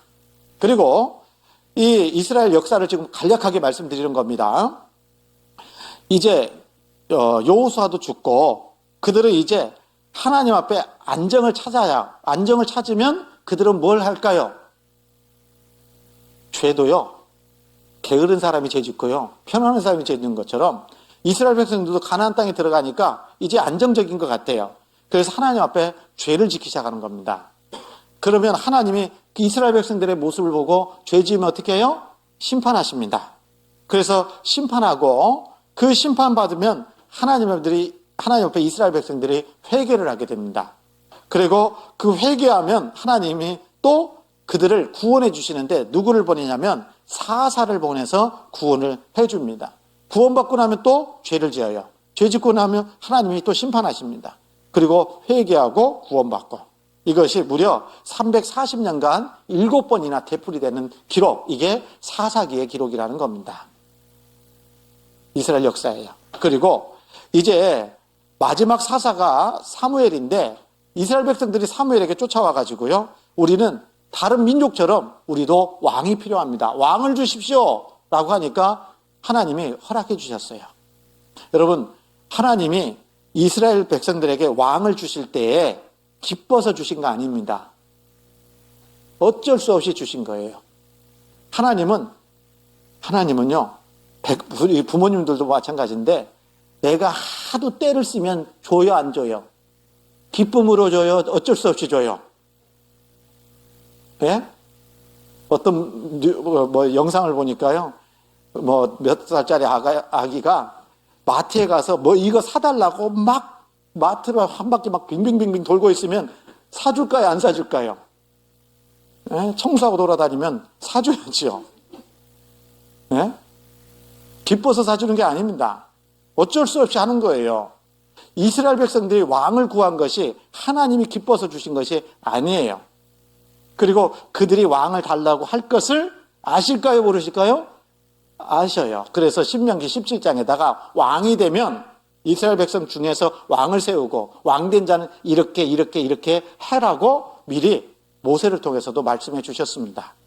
자, 그래서 그들이 요구하니까 왕을 주셨는데 그 초대 왕이 사울 왕이고 두 번째 왕이 다윗 왕이고 세 번째 왕이 솔로몬 왕이었던 겁니다. 그 중에서 이 세 왕 중에 다윗은 물론 잘못한 부분도 있습니다. 잘못했을 때는 철저하게 하나님 앞에 회개했습니다. 잘못해서 회개해도 하나님은요, 죄의 경중을 따져가지고 반드시 징계하십니다. 예? 그런데 이 다윗이요, 하나님 앞에 항상 물어보고 전쟁합니다.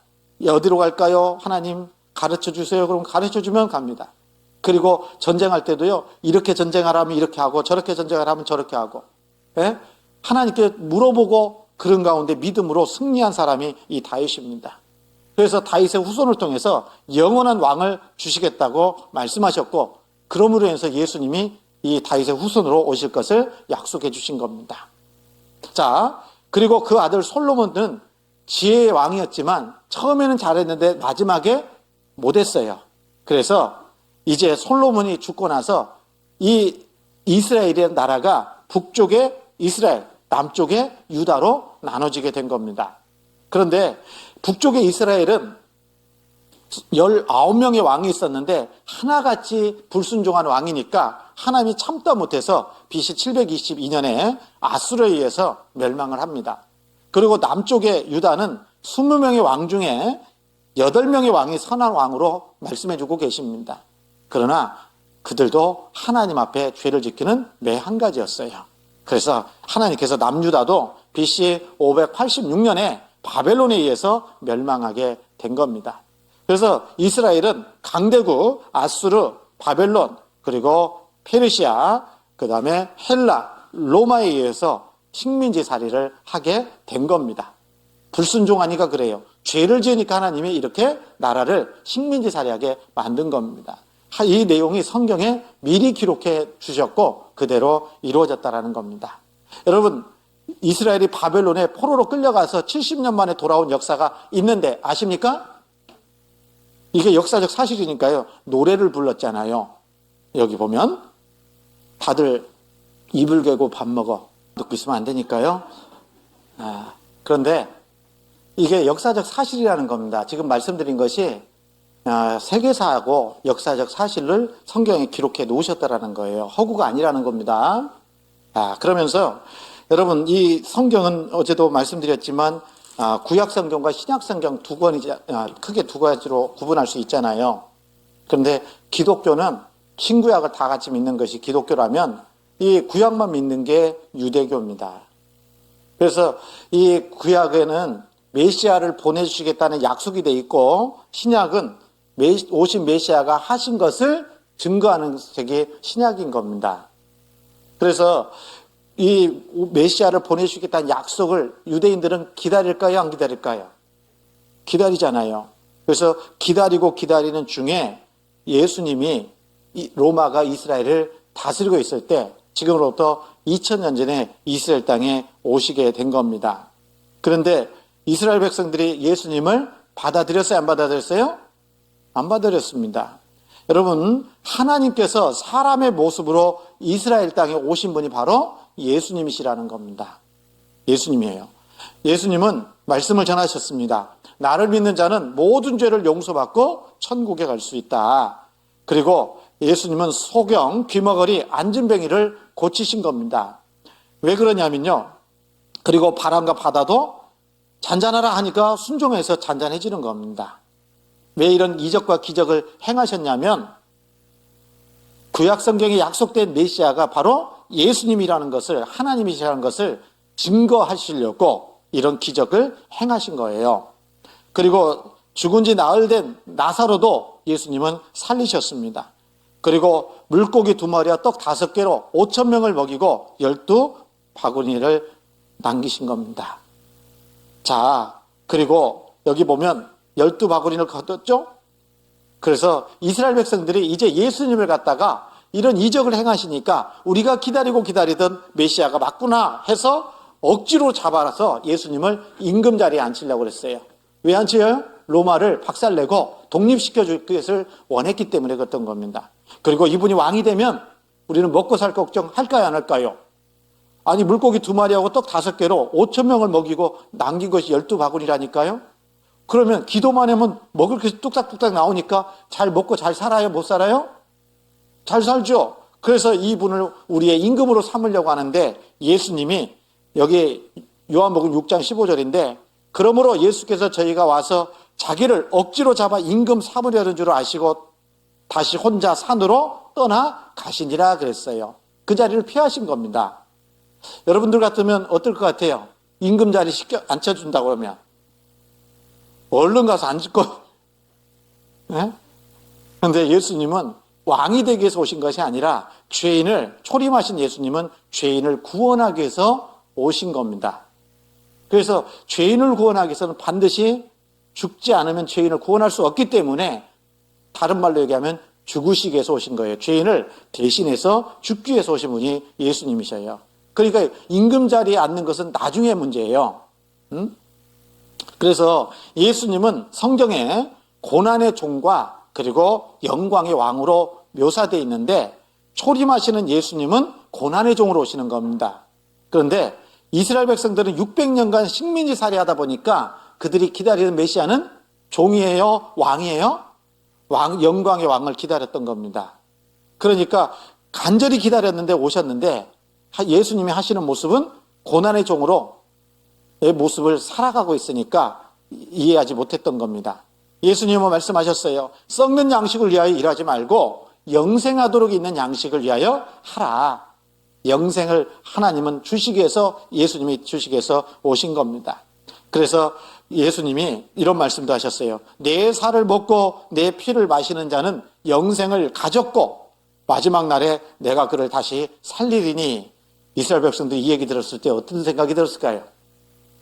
내 살을 먹고 내 피를 마시는 자, 영생을 가졌다. 아니, 딱 잡아먹으라는 거예요, 뭐야. 이런 생각이 들지 않겠어요? 우리를 식인종으로 하나? 여러분, 믿음으로 내 살을 먹고 이제 구원을 받으면 이런 의미가 무엇인지를 정확히 이해가 될 겁니다. 그래서 예수님을 그들은 받아들이지 않았던 겁니다. 그래서 예수님을 잡아서 그때 당시에 총독 빌라도에게 데리고 가서 죽여달라고 요구한 겁니다. 왜냐하면 그들은 식민지 살이하는 사람들이기 때문에 사람을 죽일 사형 권한이 없는 거예요.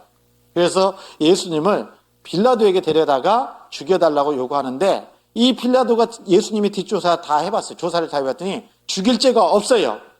그래서 이제 물을 떠다 놓고요. 손을 씻으면서 야, 손 씻는 거 아시죠? 여러분. 손 씻는 게 뭐예요?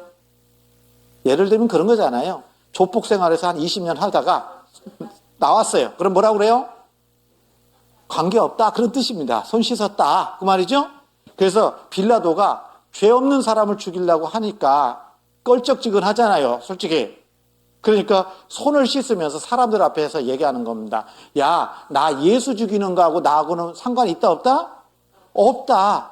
그런데 무죄한 사람을 죽이면 핏값 받아야 되는데 이 핏값은 누가 받을 거냐라고 말하니까 여기 보면 유대인 종교가들이 딱 얘기하는 겁니다. 그 피를 우리와 우리 자손에게 돌릴지어다. 27장 25절입니다. 마태복음 같이 한번 읽어보겠습니다. 백성이 다 대답하여 가로되 그 피를 우리와 우리 자손에게 돌릴지어다 하거늘. 이렇게 얘기한 겁니다. 여러분, 그래서 예수님은 이제 십자가에서 못 박혀 돌아가시게 된 겁니다. 여러분, 하나님의 말씀이 사실이라면 여러분, 예수님은 하나님이시잖아요. 그 피조물인 인간이 창조주이신 하나님을 죽였다. 죄가 커요, 안 커요? 그 어떤 죄보다도 큰 죄를 범한 겁니다. 그리고 그 죄를 범했으니까 죄값 받아야 돼요, 안 받아야 돼요?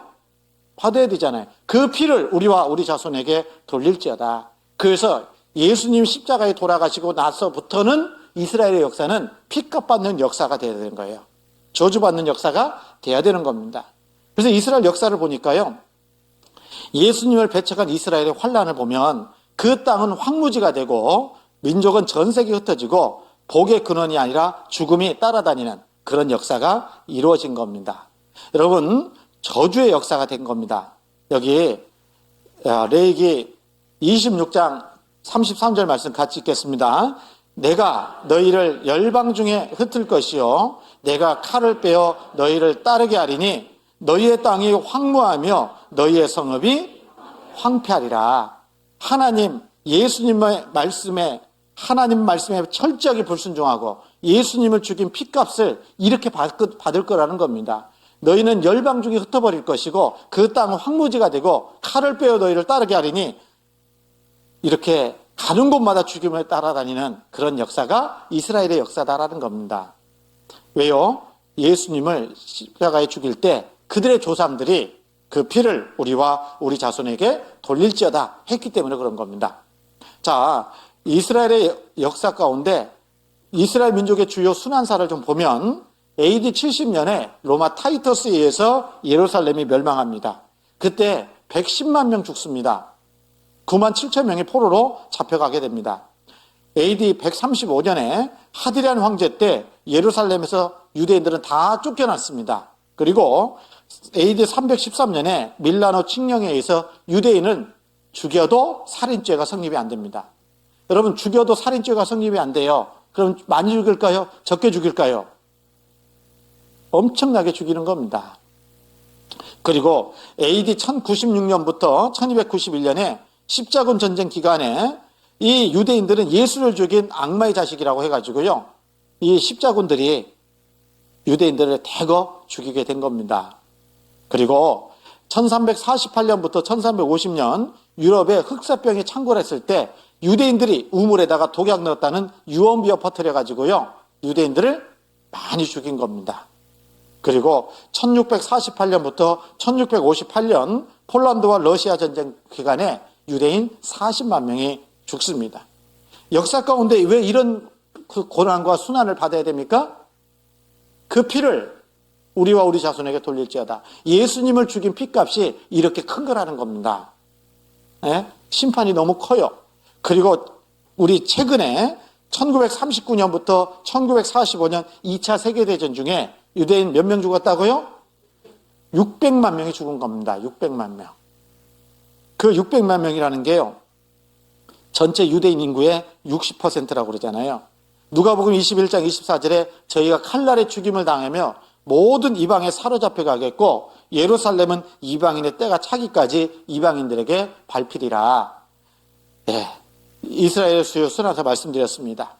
여러분, 이스라엘은요 전 세계에 흩어졌고, 그리고 특별히 유럽에 있는 유대인들을 대량으로 죽이기 위해서 수용소를 만들어 놓고 이 수용소에 수용을 해놓은 겁니다. 아우슈비츠 수용소 들어보셨죠? 예, 기차를 태워서 이곳으로 모은 겁니다. 여러분 생각해 보세요. 이 어린아이가 독립운동 했겠습니까? 근데 왜 이렇게 죽어가야 됩니까? 그 피를 우리와 우리 자손에게 돌릴지어다. 끔찍한 거 아닙니까?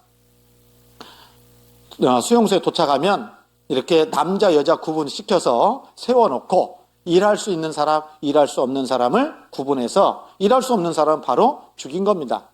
양식도 아까우니까요. 이런 수용소에다 수용을 해놨습니다. 여기 한번 보시면요. 이런 곳에서 수용을 한 겁니다. 그리고 포로들의 하루 일과표를 보니까 4시에 기상해서 저녁 9시에 취침을 하게 되는데 무려 하루에 밥 한 끼 주고요. 식사 한 끼입니다. 그리고 11시간 30분 동안 강제 노동을 해야 된다는 겁니다. 여러분 점점 몸이 단련돼 가지고 건강해질까요? 말라질까요?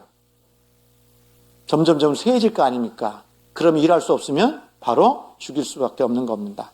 그래서 유대인들이 이래 죽으나 저래 죽으나 죽는 건 매 한 가지니까 탈출 시도하는 사람이 있을 거 아니에요.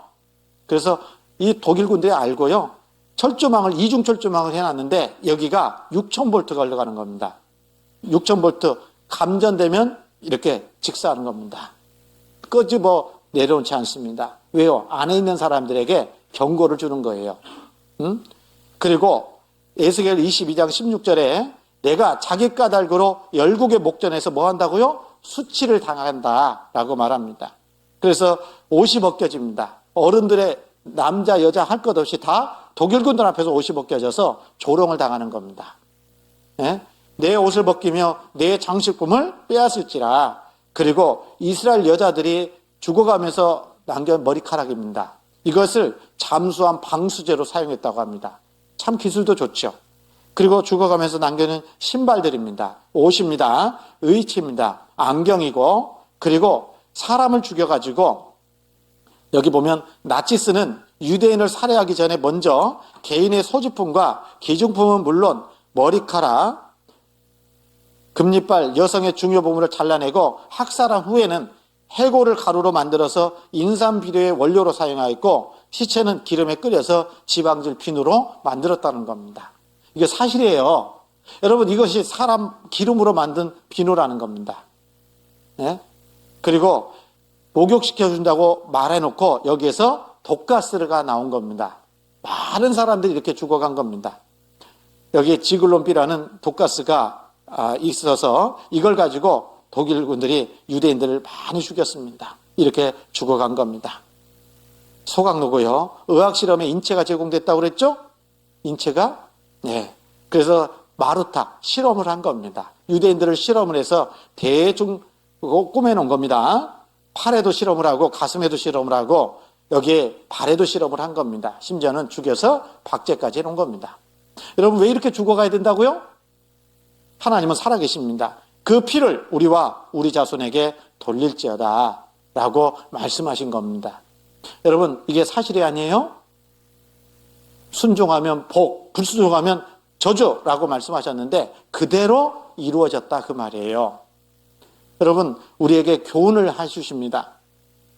뭐라고 말씀하십니까? 누가복음 23장 31절 말씀입니다. 같이 한번 읽어볼까요?